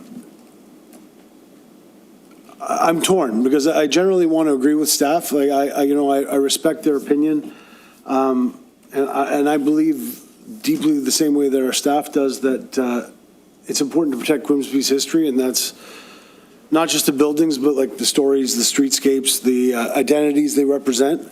I just can't support this particular designation. With the methods that we currently use and some of the stories that we're telling here, I just think about 80 years from now, like the house that I live in, I built myself, I designed myself, I cut down the trees that on the lot that it's built on, and I've been on council for 2 decades. So I can imagine 80 years from now, somebody looking back and saying, this house needs to be preserved because a long-standing member of council lived in this house. And I think that while I want to protect every house, I think that heritage designation it's a big deal, and it needs to really be based on things that are unique, very tangible, that are of significant heritage value, and I honestly don't believe that any of that applies to this house. There's a difference between things that we like and things that are important, right? I think that this is a nice looking house. I think that it would be nice if we could preserve every house like this, but not every house like this has been preserved until now. And being the last one to develop your property shouldn't be the reason why you can't develop your property. Being the last one to preserve a house that otherwise shouldn't have been preserved, perhaps, shouldn't be the reason why it shouldn't be redeveloped. And I appreciate Mr. Maddie's presentation, but at the same time, what he's saying is what's going to happen there hasn't been determined yet. And so if this lot was purchased, if this house was purchased and added to the existing property, it would change the very nature of what could be developed on this property, because it would bring together you could bring together 3 properties on that corner. If we look at everything from a heritage lens, which I think we do, any house that's built more than 100 years ago could probably be designated. Like, let's be honest about it. Any house that's old has had people when there were only 200 houses in Grimsby, if we look back on every one of those houses, we could probably say it should be designated. Does that mean it should be designated under the Ontario Heritage Act? I don't know. So I've got a lot more to say, but I'm going to shut up for a change. I am going to finish off by saying that I don't think that this meets the criteria for designation. That's why I didn't move or second the designation, the recommendation for designation at the Heritage Committee. We couldn't get a mover and a seconder because basically there weren't 2 people that agreed that it should be designated. So by not recommending designation, the committee basically didn't recommend designation. I don't want to speak on behalf of the committee, but that was the gist of the discussion. I'll leave it at that, Mayor, and thank you. Councillor Frake. Thank you, Mr. Mayor. I too am betwixt and between on this one. We can't designate everything. I mean, and Flavio was right. I mean, it's, in 100 years from now, everything in the town as of today will be designated. I kind of walk a fine line between the heritage piece and the human factor. And, some people buy these houses and they're financially secure, they're in good health, and have a long life ahead of them, and they can make these heritage houses the best looking house in town, or one of the best looking houses in town, and keep the heritage factors involved in the house. But as owners of these houses get older, and less healthy, possibly, and less financially able. I mean, how can we, from a humanistic point of view, ask them to fork up money that they need to retire on, for example? I mean, I see in this house a huge amount of work, and I personally would hate to own this house and have to put my hand in my pocket right now and try and repair it and get it back to heritage value. As much as I think heritage is great, and I love history, and I come from a long, my sister lives in a house that's 400 years old. She's broke trying to keep it a heritage house. It's on the East Coast, by the way. So it's a tough one, and I struggle with it as well. It's not the first time we've had this type of conversation here. And I have to look at the owners and sympathize with them. Are they able to bring this house back and still live a decent life in the house? In this house, I'm not sure if they can. I was disappointed to hear that the Heritage Committee, whom we rely on for advice, and they are the legitimate advice for us in terms of heritage, did not make a decision. That really, really bothers me. Because we would not probably be having a lot of these conversations here tonight if they did. So I'm not sure if we should send this back to the Heritage Committee. I mean, you're going to stop me, right? You're going to. I'm not sure if we should send this back to the Heritage Committee for reconsideration or not. Can we do that? I don't think we can. We're out of time, so we have to make a decision. So there's a time factor here. There's a timeline. So we either designate and save a house and potentially add 1 to 3 units, or we get rid of a unit. And I don't know how much, if it's hearsay or if it's true, but I hear that they want to add parking for the existing building that's adjoining. But so if I might just. So we'll add houses or build a parking lot. So it's our option. If this house is designated, what happens next? Can I ask, like, if we designate this house, what are the next steps? I mean, is this owner stuck with this house forever and ever and ever because nobody wants it? I think they can sell the house. Or he could, I mean, I just like to know what the owner's options are if he can't afford to keep this house in heritage shape. You can add to this. Thank you. Through you, the chair. Yeah, so I gave the example of 2 Fifth as an example. They chose to put the house on the market, and originally it was put on the market. It was on the register, and the real estate agent encouraged them to determine if the house was to be designated or if it was to be demolished. Council decided to designate it, and then right after that, we met with the real estate agent and the property owner. We met with several people on site, and it was actually once council designated, it was shortly after that the right buyer came along with a really strong vision for the site, and they ended up getting, like I said, I think it was like within 19,000 of what they wanted for the property. They were really happy, and the new buyer had the really strong vision. So I would say that would be a great example of something we could follow. That's kind of like, I guess, the one piece of it. The other side of it's the legislation. So if council proceeds with the designation, then we would issue the notice of intention to designate, and we would finish that process. It has to be done within 120 days. With 2 Fifth, they just wanted to move it along as fast as possible. We worked with the property owner, and we would do the same with the property owners here. We would talk about what is actually being protected, because we didn't talk about that in the report. It just had the list of what we can see from the public realm. I know the delegate had some doors and things that were not original, or windows that were replaced. We still have time to decide what we'd actually be protecting on the building. So all of that process would be a part of that. So if I might, Mr. Mayor, so if the house is designated, you're saying that if it's designated, there's a buyer for the house? Did I hear you say that? And did you say $90,000 or $19,000? That's a different property. Through the chair, through the mayor, I gave the example of 2 Fifth Street in Grimsby Beach. This was the last file that we had similar situation where we had met with potential buyers, and they ended up getting what they were hoping to. while being designated still. So I was just giving that as an example. In this particular case, it hasn't been put on the market. So we would just be here to support them if they did want to sell it. All right, thank you. Councillor Vardy. Through you, Mr. Mayor. Bianca, I have a couple questions. First of all, I got to say, Bianca, I applaud you for all your research. And, you know, what we're feeling here is no reflection on you and your professional capacity and everything you've done. Like, it's quite remarkable, really.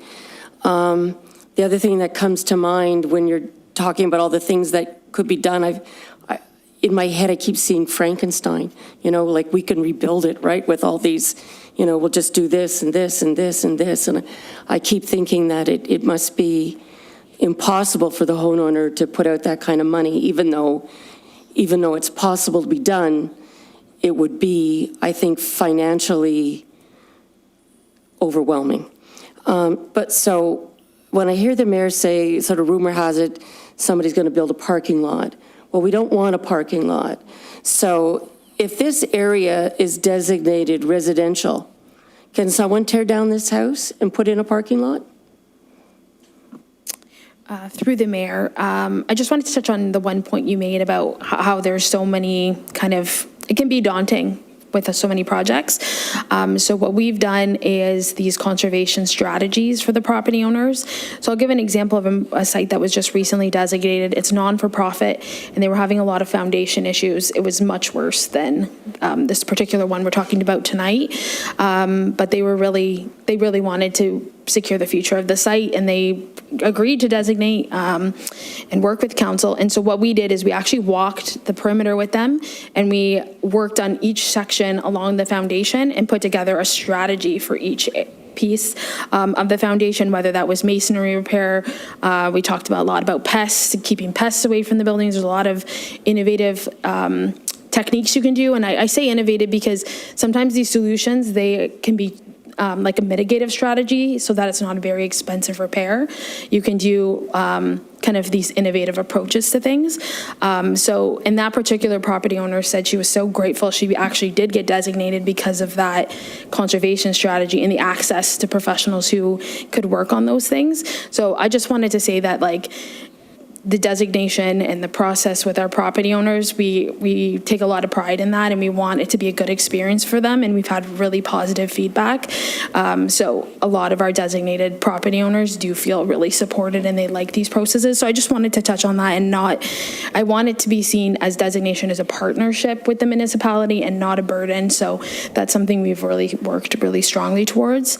As for the zoning side of things, so it is zoned as TRM, transitional residential, and so the parking lot or commercial use would require a zoning amendment. They can still demolish the house, but they would have to put up some type of residential use. But if they wanted to do a parking lot or extend the plaza, that would be a zoning amendment, which is a formal Planning Act application. But the official plan would enable that to happen. So it would be the zoning that would have to be changed.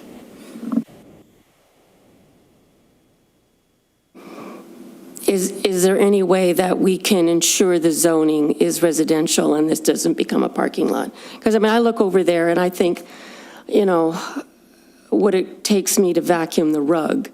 And I would not want to have to deal with all of these things at this point in my life, right? So, you know, I mean, if you're young and, you know, energetic and lots of motivation, but you start to get tired as you get a bit older. So, but is there some way that we can protect this for residential?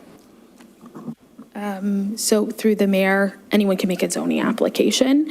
That was kind of what Harold was talking about in his presentation, like the long-term goal for the area. He touched on if planning staff could, that may be something they could or couldn't support, but that would have to be a formal application that came in. But anyone can apply for anything. And as we know, like if staff doesn't agree and it's appealed, it still has the opportunity there. But with this particular property, I do see a potential for intensification on the site. So I could see multiple units being added into the house, and potentially like an additional dwelling unit in the rear or something like that, where we're still getting the housing we need and different types, like that missing middle. This is a good opportunity to get some of that in there. And that would kind of like maintain the residential use as Harold had mentioned. But Harold's back on, so maybe you want to add to that. What you're saying is that would maintain the heritage aspect of the house, but also add units. Yeah, through the mayor, I think this is a balanced approach where we're, like, heritage is guiding and managing change. It's not stopping it. It's an example of where you can have heritage and development. So, yeah. All right, I think everyone's spoken, so we can call the question, and I'll read the resolution. Moved by Councillor Charwa, seconded by Councillor Vardy. Resolved that the dwelling at 7 Patton Street be designated under Part 4 of the Ontario Heritage Act, OHA, as a property that council believes to be cultural heritage significant as it meets 5 out of 9 of the Ontario Regulation 9-06 criteria for designation under the OHA, and that notice of intention to designate be issued in accordance with OHA. E-scribe vote, please.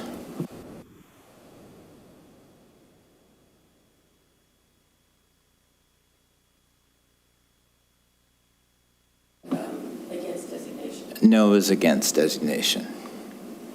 So for demolition.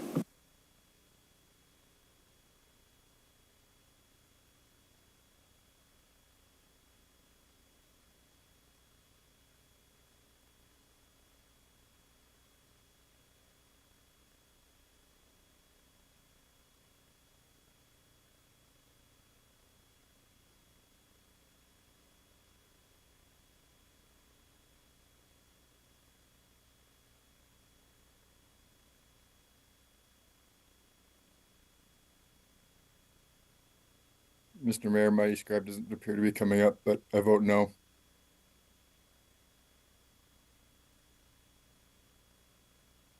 I think there's some confusion, Mr. Mayor, if you could just go through it again. So if we are okay with demolition,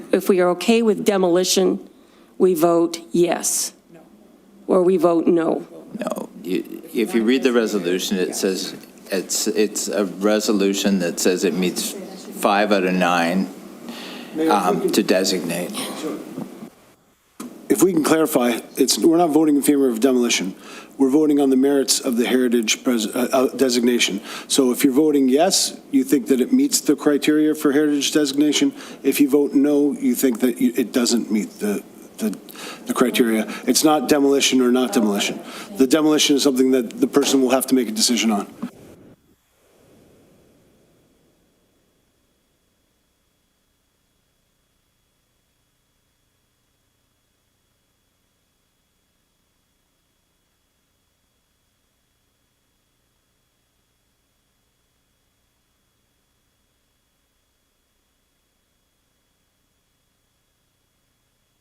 All right, so that's defeated. So we now need to do this. So now we move, Julie, could you put the other one up on the screen, please? need a mover and seconder. I'll read the resolution. Resolved that council remove 7 Patton Street from the Municipal Heritage Register with the following recommendations: that adaptive reuse be considered for the resource to avoid high-quality materials and cultural heritage being removed from the subject lands, and that the dwelling at 7 Patton Street be photo-documented and copies be provided to the Grimsby Historical Society for their archives, and that the event of demolition in the future does occur, efforts made by the property owners to commemorate the associative history of the property through a plaque, and that the event of demolition in the future does occur, viable materials be salvaged to the greatest extent possible, including the exterior masonry, to prevent high-quality materials from entering the landfill. Need a mover and seconder. This is legislatively required if you're not going to designate. Yeah. Yeah. We have to legislatively do this if we're not going to designate.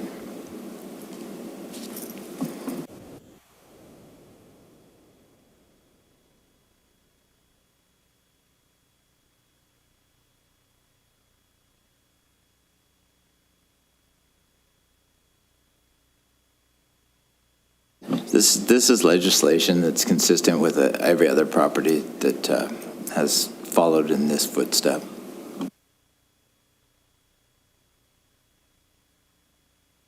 Sorry, I just need clarification on number 1. So if we supported non-designation. So if you can just explain number 1, because again, we're not deciding what's going to be used. So just help me here, Bianca. Through the chair. So this is actually something that we've introduced to the town, part of our sustainability goals. These are recommendations, they're not requirements. So they don't have to do any of these. But I like to pair it with the recommendation because it supports our goals to keep high quality materials from the landfill. If, say, they decided not to demolish it, this just encourages adaptive reuse. Photos to the archives, I think, is important for our collection. And a lot of our heritage buildings need repair, as we've talked about today. And so if we can keep these bricks in circulation, that would be great, as well as embodied carbons and things like that. It's really important. So this is just something that we've now introduced, again, with the commemorative plaque. We'd like to see a plaque be added to the site to commemorate this part of Grimsby's history and the cultural heritage of the site. But again, none of these are required. It's just the council saying, yeah, you can take it off the list, but we'd like you to consider this, essentially. So this is just basically just an ask of them in good faith, just to, so that we have something commemorative of the build. So it doesn't negate what we just voted on in any way. Through the chair, that's correct. Yeah. Okay, thank you. Yeah, that's why I put a recommendation in there, because the committee would make a decision, but this is just a recommendation. Yeah. Okay, thank you. We still need a mover and seconder for this resolution. Moved by Councillor Charwa, second by Councillor DeFlavio.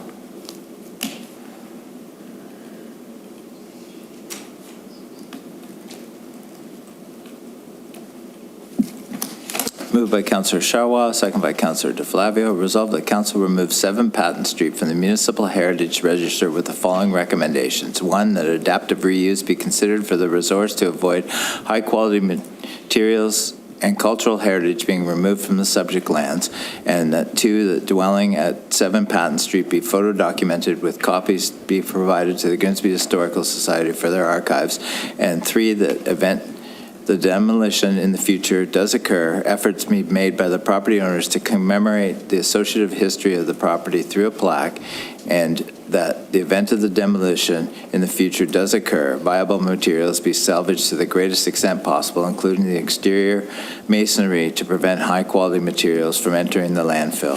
E-scribe vote, please.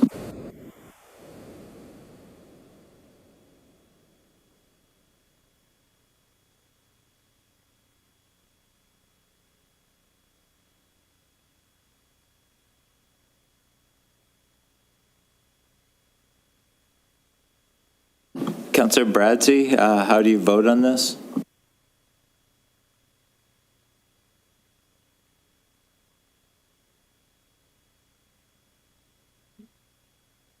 I voted yes. Thank you, that's noted.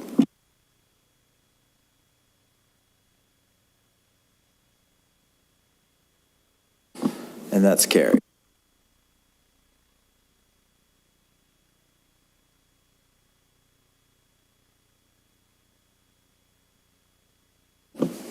All right, now we have Chair's report. Councillor DeVoley, please give your Chair's report. Thank you, Mayor Jordan. The Finance Committee met just last week on Thursday, on May 22nd. At that time, I'll just share with you some highlights from that meeting. We had a further follow-up on the recommendation that Council supported for evaluation of Grimsby Power. There are basically 3 types of valuation reports that can be done, and the recommendation from the Director of Finance, which is supported by the committee, is that the second type of valuation be done, and that particular valuation is called an estimate valuation report. So it's more than just providing a number for us. It will actually provide us with a review, analysis, and cooperation, and basically with a moderate level of information telling us about the industry, where we sit in the industry, and other information. And the question I think that the committee wrestled with, and why they believe that the second type of report, the estimate valuation report, is important, is that it's about more than just getting a number. It's about actually understanding the number. And that's what this report will do for us. Unfortunately, the additional work means that it will cost us more than what we had originally budgeted. And so the Finance Committee is recommending an amendment to the budget amount, to the amount of quotes that were received, and that the additional budget amendment of $22,600 be funded from the Corporate Projects Reserve. The next item on the agenda, which happens on a recurring basis, is we always receive an update of the Peach King Center expansion. And just to briefly summarize, it is still on budget.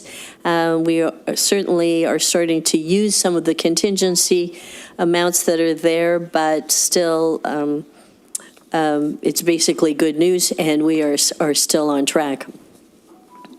The third significant item that we did talk about, though, has to do with our workers' safety insurance plan coverage. The town of Grimsby is currently, let me back up. There are two types of employers under WSIB. You can be what's called a Schedule I employer, or you can be a Schedule II employer. And at this particular time, we are a Schedule II employer. And what that means is that when WSIB cases come forward, when there are claims that we must pay on, that is actually funded from our current operating budget. So we don't really have an insurance plan for this.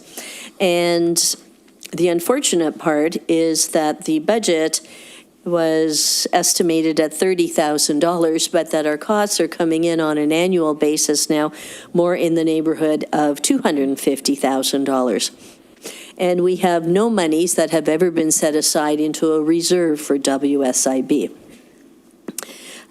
So our finance director and team have looked at what it would take to move to becoming a Schedule I employer. And just to share with council, within the region of Niagara, there are only 2 municipalities currently who are Schedule II, like us, and one other one. Most of the municipalities in the Niagara region, and probably across the province, are actually Schedule I employers. The issue was discussed at some length, and at the end of the day, there were still a number of questions and more research that the committee asked the finance team to go back and to research, and you will see in the minutes that a number of them have been summarized for us through the good graces of our clerk of the meeting. So the recommendation was to defer this particular report, to do some further research, and to come back to it. The last, I will say, and most significant one is agenda item 8.4, and it had to do with our asset management summaries and our reserve funding targets. And there is a schedule that's actually attached to the minutes that shows the impact, and I will just briefly summarize it. It is quite an involved report. But let me say this, that when we look at our assets, when we look at the current replacement cost of our assets, not the historical cost of our assets, but what it takes to replace them in today's dollars, we need to be setting aside over $7 million annually to have enough money to replace these when they come due for replacement. And that is a very significant number, and it concerns the Finance Committee members greatly, as I know it concerns our staff as well. So this report, I'll say, comes to us only for information at the moment, because the next step is, as is noted under item 9.1, the next step is that staff will be presenting to us the proposed level of services for capital assets at a June council meeting. And that, together with the analysis of our reserves and the amount that needs to be put into our reserves, will then bring those two pieces together. And that concludes our report. Thank you, Councillor DeVoley. And just to further up on the WSIB portion, we did delegate at AMO last year on that. And I'm just wondering, maybe staff should follow up with the appropriate ministry to see if they will, they are thinking about covering part of our transition costs from Schedule 2 to Schedule 1. I will certainly, I believe our finance director is probably online, so I'm sure he's heard your recommendation, and I will follow up on that with him. Thank you. Yes, because they seemed receptive at AMO to try to straighten up this shortfall, which certainly it wasn't. When it was originally on Schedule 2, it wasn't supposed to be this type of deficits. All right, we had a planning and development meeting on May 21st, and we only had one item on the agenda that evening, and it was 129 Mountain Street, and we'd already had the public meeting at our previous planning meeting, and so we went through with a presentation that the committee was already well aware of, and we approved the severance on this large property with severing off the house and retaining a large agricultural portion that won't have a house ever built on it. And that's the balance of the planning meeting. So now we move to, I need a mover and seconder for approval of the previous minutes. Moved by Councillor Frake, second by Councillor Howe. Moved by Councillor Frake, second by Councillor Howe. Resolved that the following minutes be approved. Council, May 12th, 2025. Planning and Development Committee, May 21st, 2025. Finance Committee, May 22nd, 2025. All in favor? That's carried. All right, can I have a mover and seconder to approve the council endorsement package from the Heritage Committee at February 11th? Moved by Councillor DeVoley, second by Councillor DeFlavio, second by Councillor Corstangi.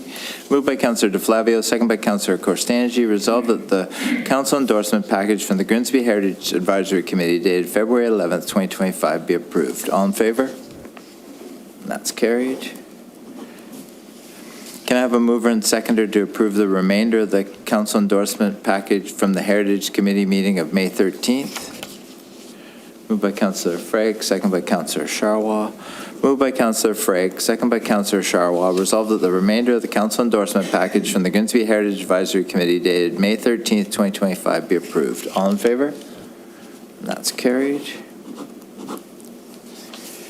All right, up next we have receipt of board minutes. Can I have a mover and seconder to receive the board minutes? Councillor DeVoley, mover. Are we able to lift an item? Yes, only for errors and omissions, not for comments. Okay, I detract that. All right, so we have Councillor DeVoley as the mover, seconder, Councillor Corstangi.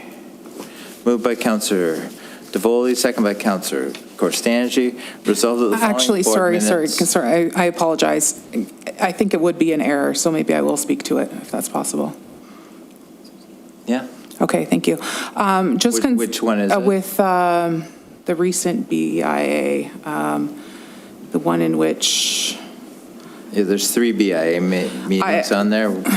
It was the one that potentially didn't have quorum for one of the decisions. So I'm wondering if that's something that we can approve based on that, or whether that vote needs to happen again.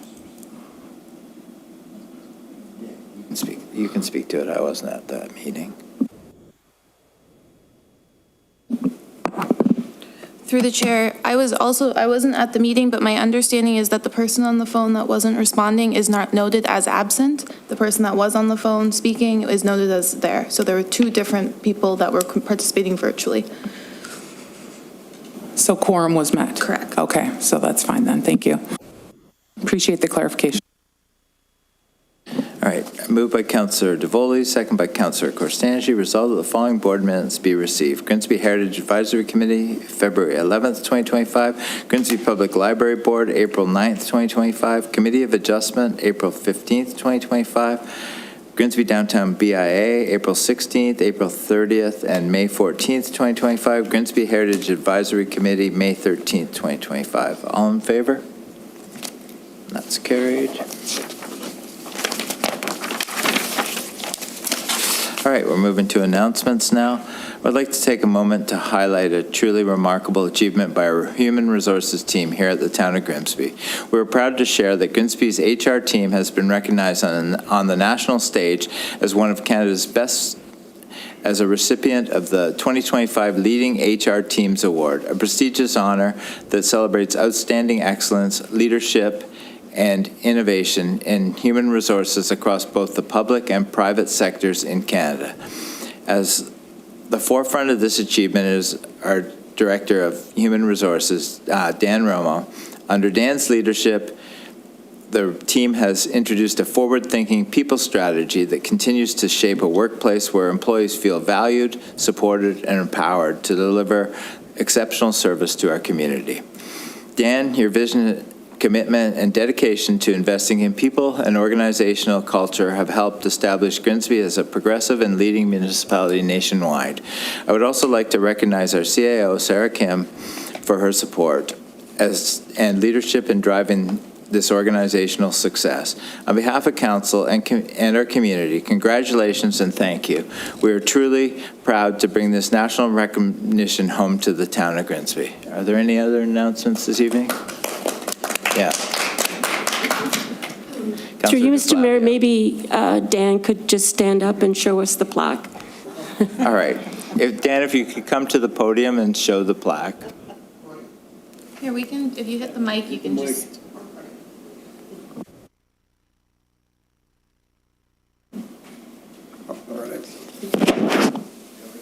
There we go.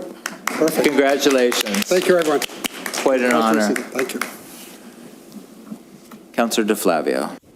Thank you, Mayor. I just wanted to recognize that Friday was the final event for the Grimsby Author Series. Sadly, I couldn't be there because I was in Kingston for my daughter's basketball tournament, but Leanne Zhang and Linwood Barkley, who I think this is his fourth or fifth time coming to Grimsby, who is a phenomenal author, one of my favorite Canadian authors, was there. I just want to thank all of the staff of the Grimsby Public Library, the volunteers involved in the Author Series, the people who prepare questions. I was afraid when Ken decided to step down, because he had done it for all those years, that we would lose something, but it's changed and flourished, and it's as good or better than it's ever been. I also want to recognize all of the sponsors and benefactors.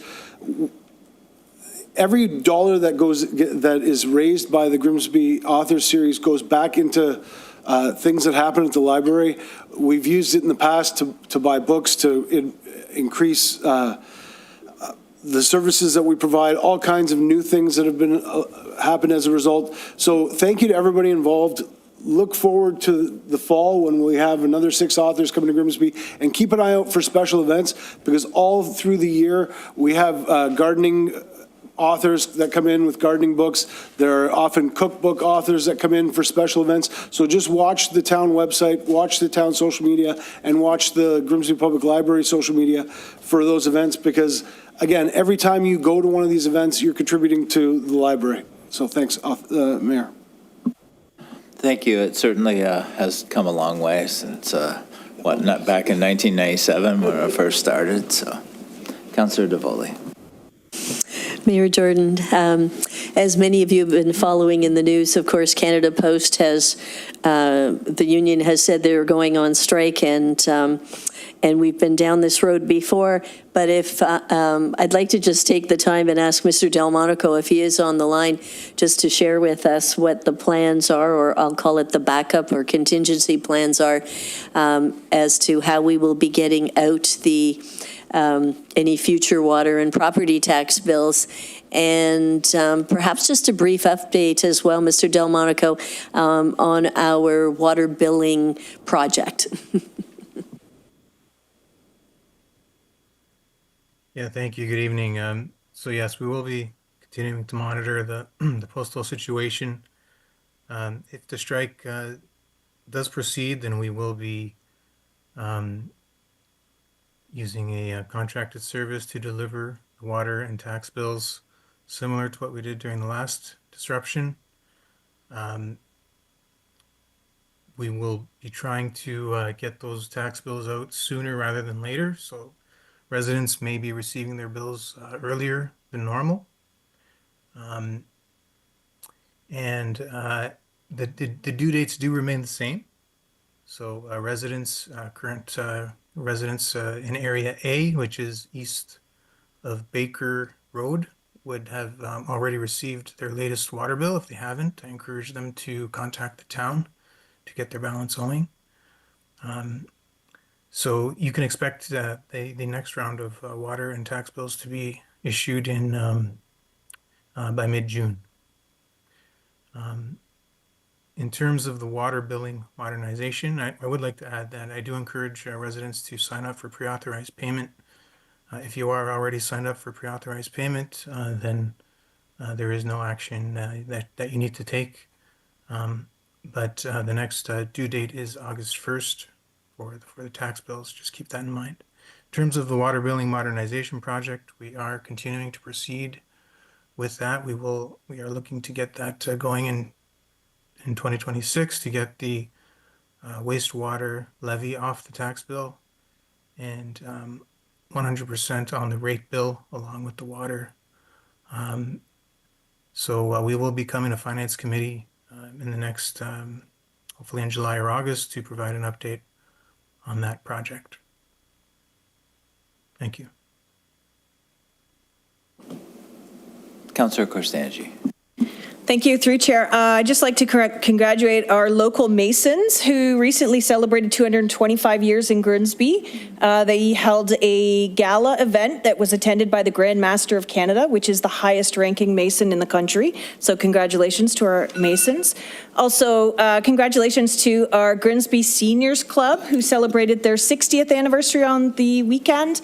And it was a full house, lots of great activities. So congratulations on hosting such a great event. Councillor Sharwa.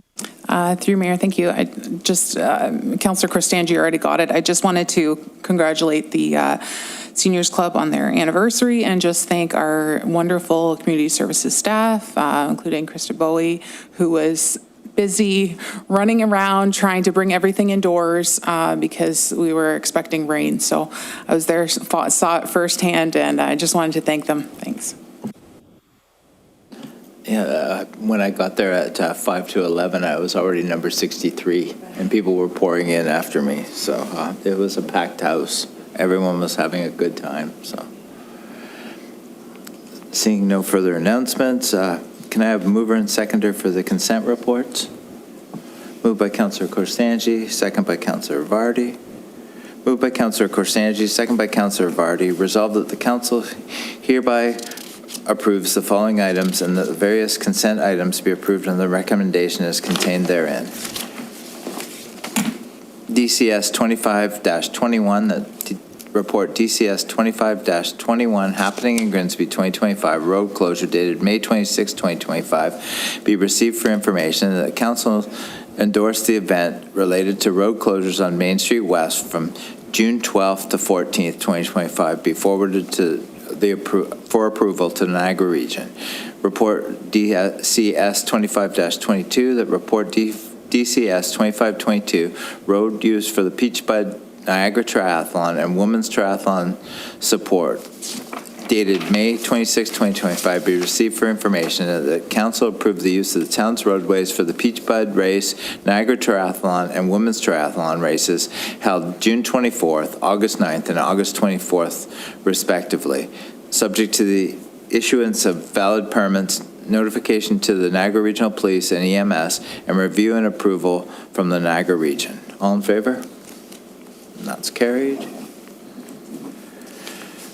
Have a mover and seconder to get the overview and comments on Bill 17 report on the floor for discussion. Moved by Councillor Howe, second by Councillor Sharwa. Secretary, please go ahead.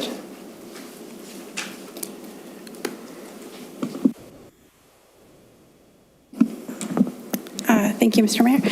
So on May 12th, the province dropped yet another piece of legislation that is large, that impacted 8 different acts of that impact us.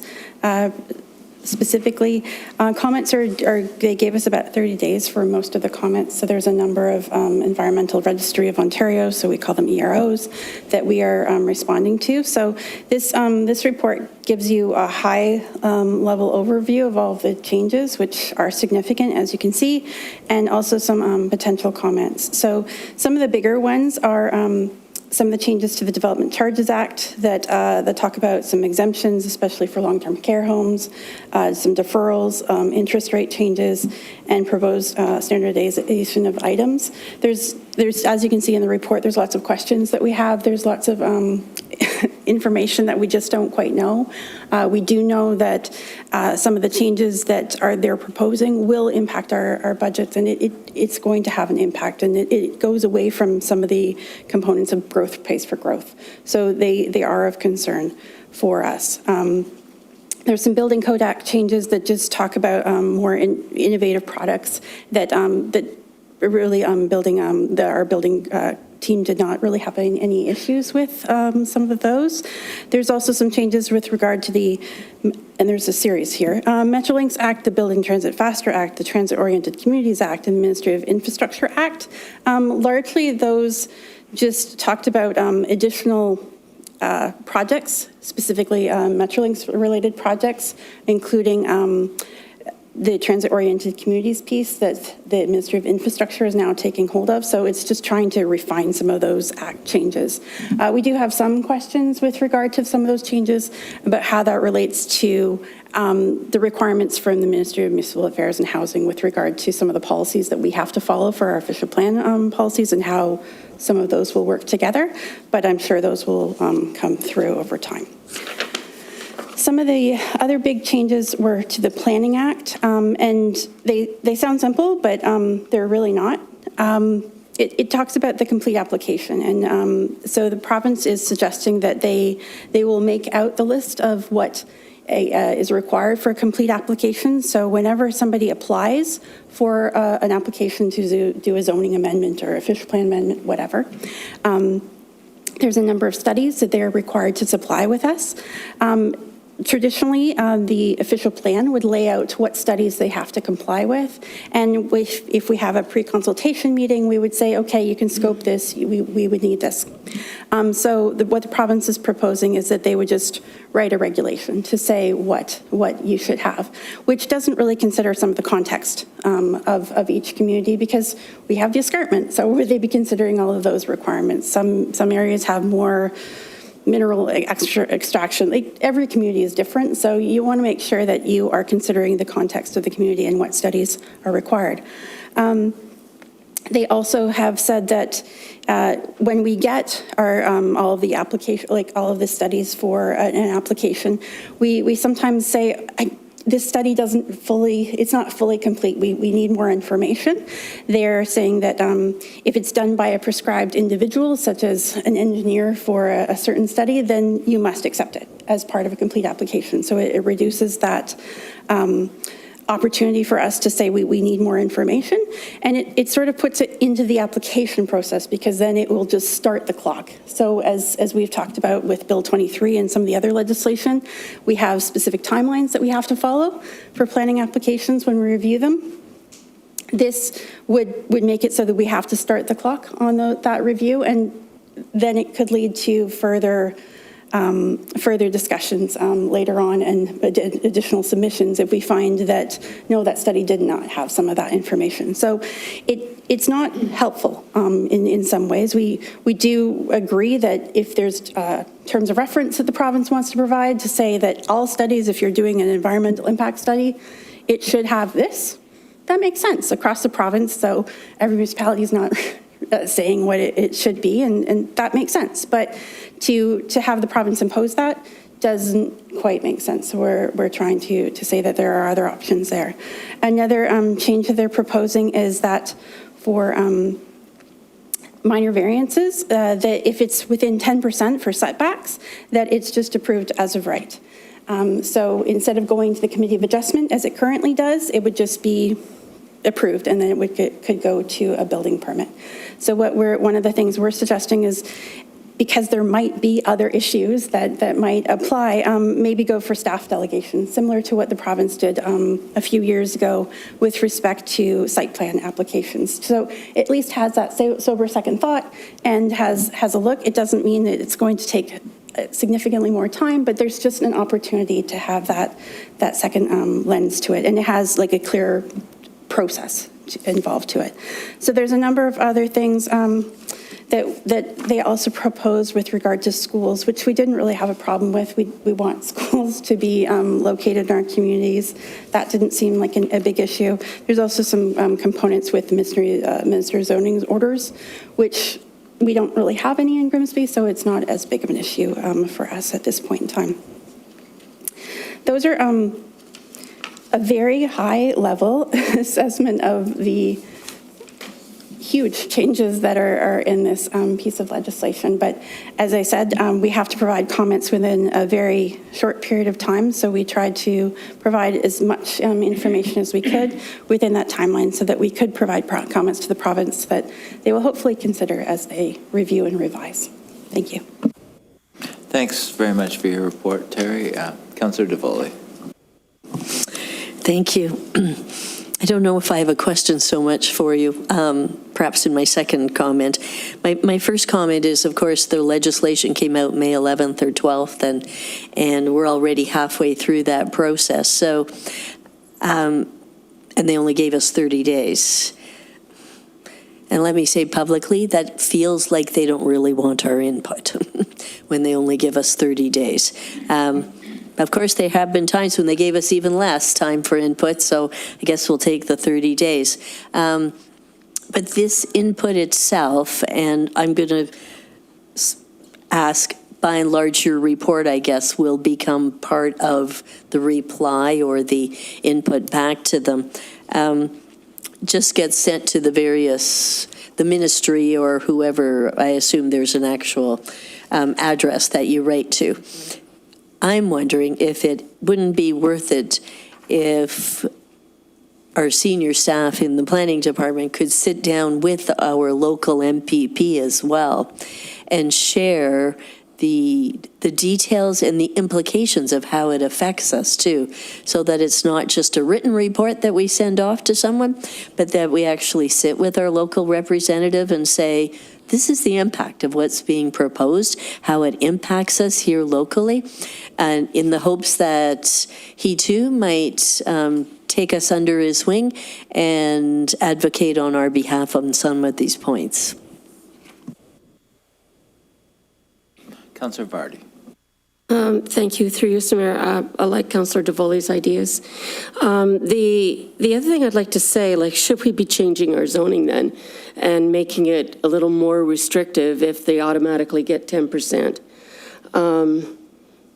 Should we reduce ours by 10%? Because to me, that doesn't really seem fair. So I think it's something we're going to have to think about. I don't know what your thoughts are on that, if it's too cagey, but maybe it's a way to protect some of the things that we want to protect. Through you, Mr. Mayor, we do have to, we will have to look at it once we finish our official plan. We'll obviously be looking at our zoning bylaw amendment, or zoning bylaw generally, but it's definitely something we'll have to look at. Because, yeah, every municipality is probably going to be zoning differently, whether they allow a smaller setback or not. And that's really one of the reasons why we're looking at if there's a potential for a staff delegation that we could still try to mitigate those circumstances, in at least in the interim before we can do the whole process of a larger amendment. Sort of in follow-up then. So let's say I want to...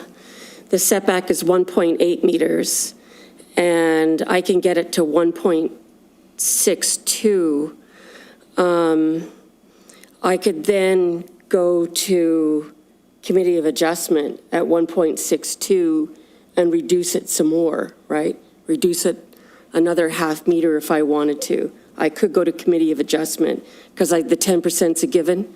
So could I then try to get even more? Through you, Mr. Mayor, the applicant can always say they want a 20% or a 30%. That's their right, regardless. So they can always do that. It's just within that 10%, it would go straight as of right. So it would not have to go to the Committee of Adjustment. That's the difference. Councillor DeFlavio, then Councillor Howe.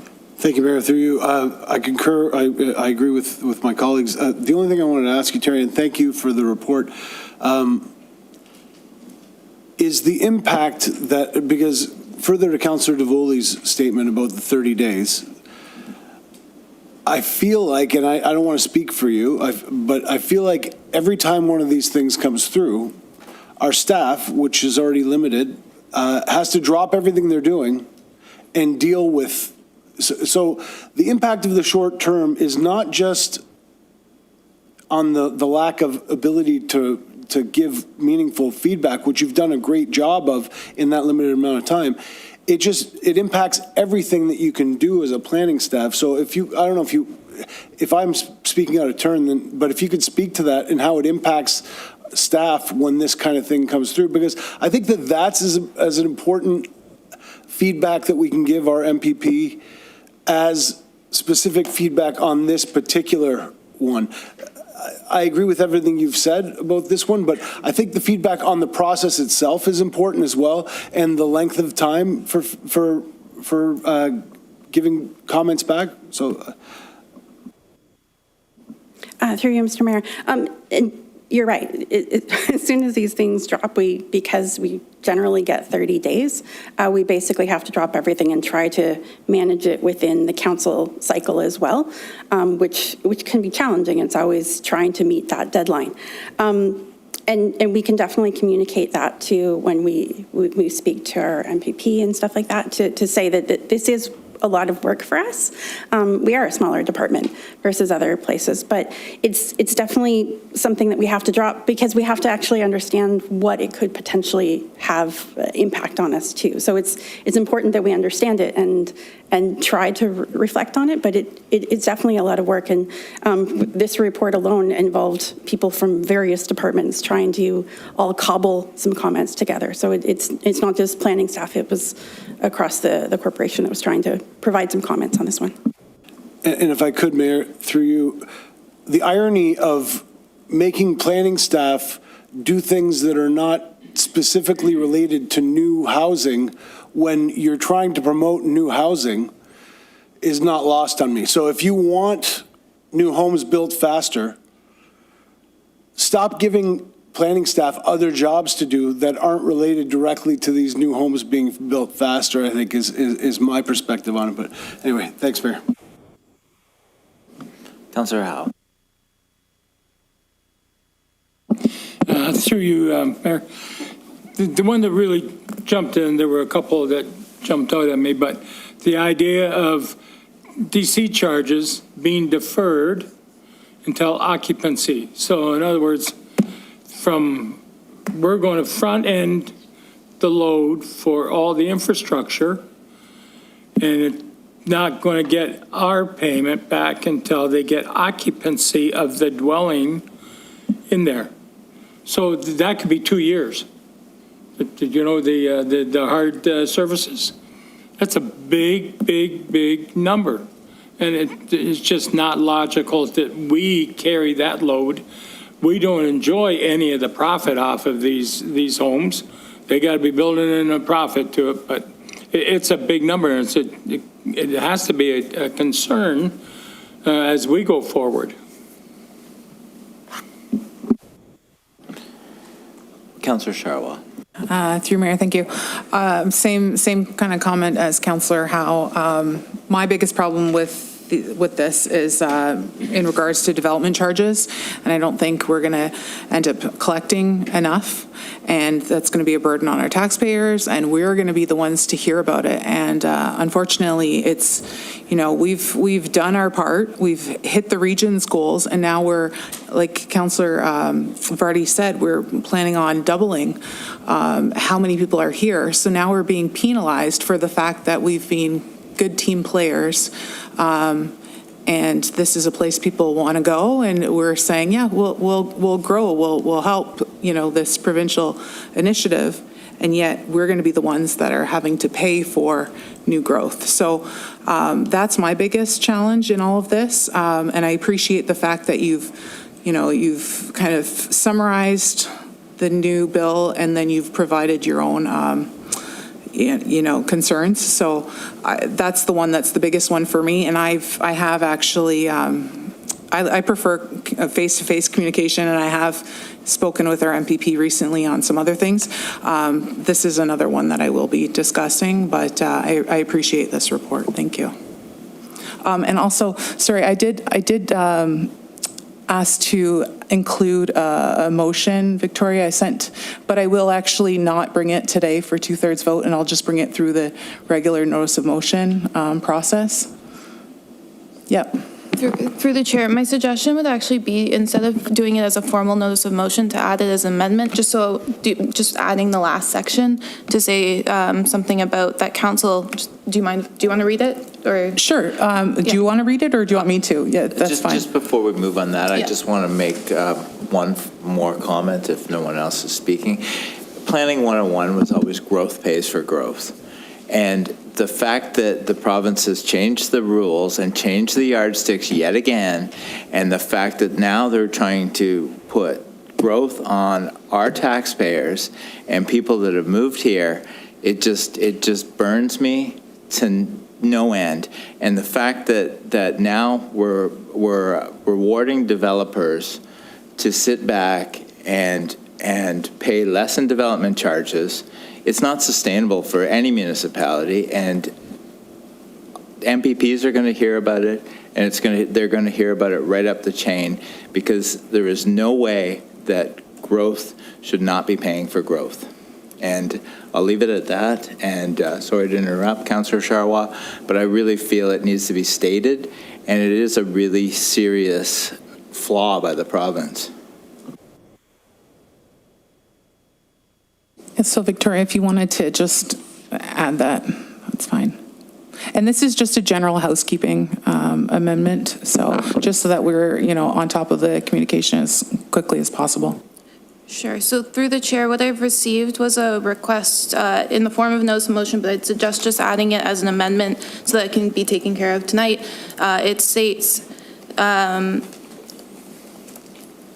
do you want me to read the whole thing, or do you just want to? I was just going to share what sorry, can you approve my request to share? I just wanted to make a couple points. So the letters received from the Ontario government, such as the letter about tonight, Bill 17, they are received by the head of council. That's who the letters are addressed to. And they are included in the council information packages. So those are issued bi-weekly through email. And what Councillor Charwa is asking for is to receive those via email in a more timely fashion than our bi-weekly correspondence packages. I did just make one change, Councillor Charwa, if you're agreeable to it, which was to, because they are addressed to the head of council, I just said that council request staff forward all email correspondence from the Ontario government that are relevant to council within 1 business day of it being received. For example, the Bill 17 one came at 8:00 at night. So if you're agreeable to that, then I'm happy to add that as an amendment for council to vote upon. Yeah, I am agreeable to that. My only concern was mostly like I had looked back at City Hamilton, and they had received a letter from Rob Flack, and it was to the mayor and head of council, the mayor and members of council. So if anything is directed to members of council, I just want to make sure that we're getting it, and we're getting it quickly. So yes, I'm agreeable to that. Thank you.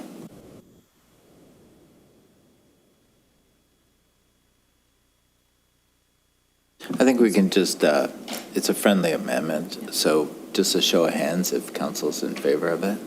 So, yeah, so that's carried.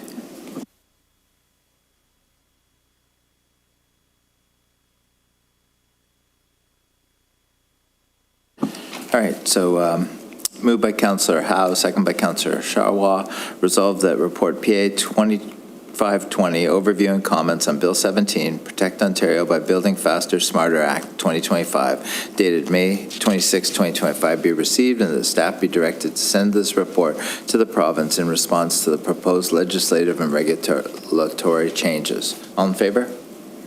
That's carried. Can I have a mover and seconder for the Good Citizenship Day proclamation? Moved by Councillor Korstanji, second by Councillor Frake. Moved by Councillor Korstanji, second by Councillor Frake.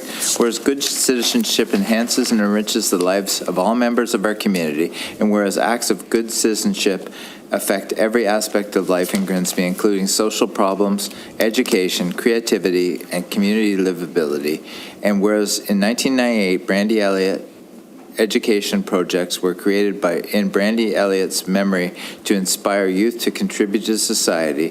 Throughout her short life, Brandy demonstrated that young people can make a difference by contributing to the town of Grimsby, the nation, and the world in significant ways, whereas the Brandy Elliott education projects is dedicated to assisting children and youth to actualize their individual potential while fostering a spirit of service to society, and whereas the mayor, town council members, and residents in Grimsby are encouraged to make a difference no matter how great or how small, let us use our rich cultural diversity, our talents and wisdom to join in a collective spirit of service and make a difference in the community that is so meaningful to us. Therefore, be it resolved that I, Mayor Jeff Jordan, do hereby proclaim June 7th, 2025 as Good Citizenship Day and urge Grimsby residents to participate in and to celebrate our strong social fabric created through good citizenship. All in favor? That's carried.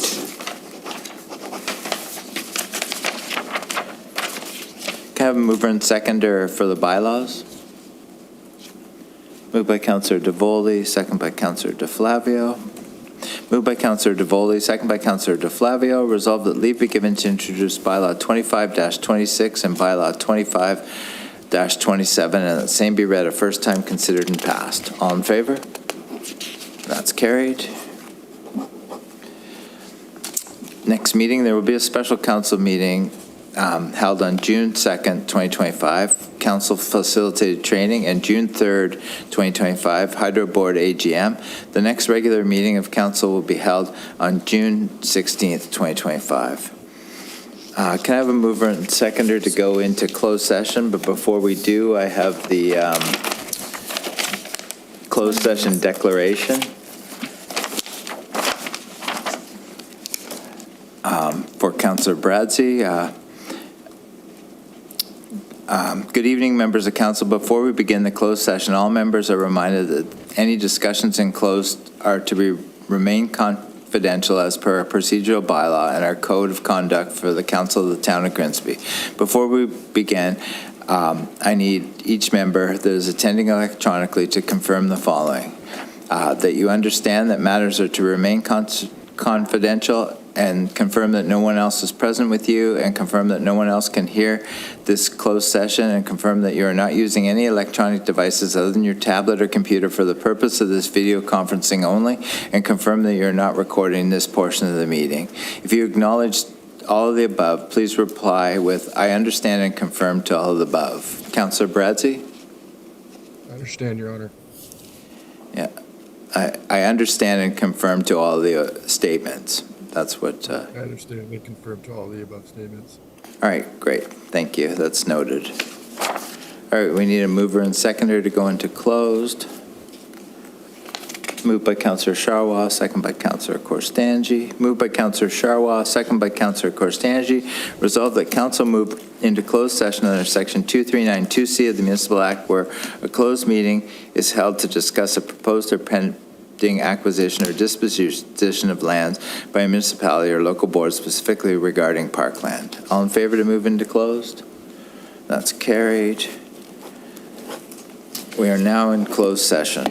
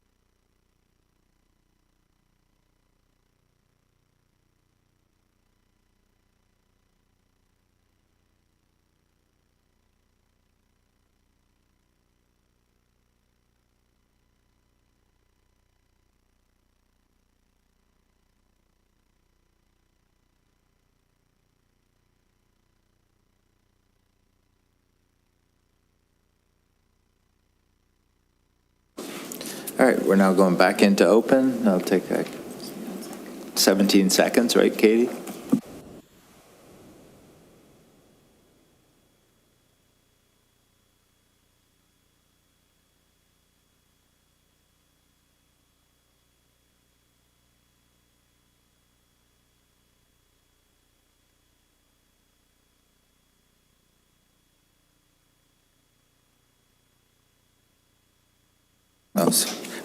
Welcome back, everyone. Moved by Councillor Charwa, second by Councillor Howe. Resolve that the direction provided in closed session regarding parkland be approved.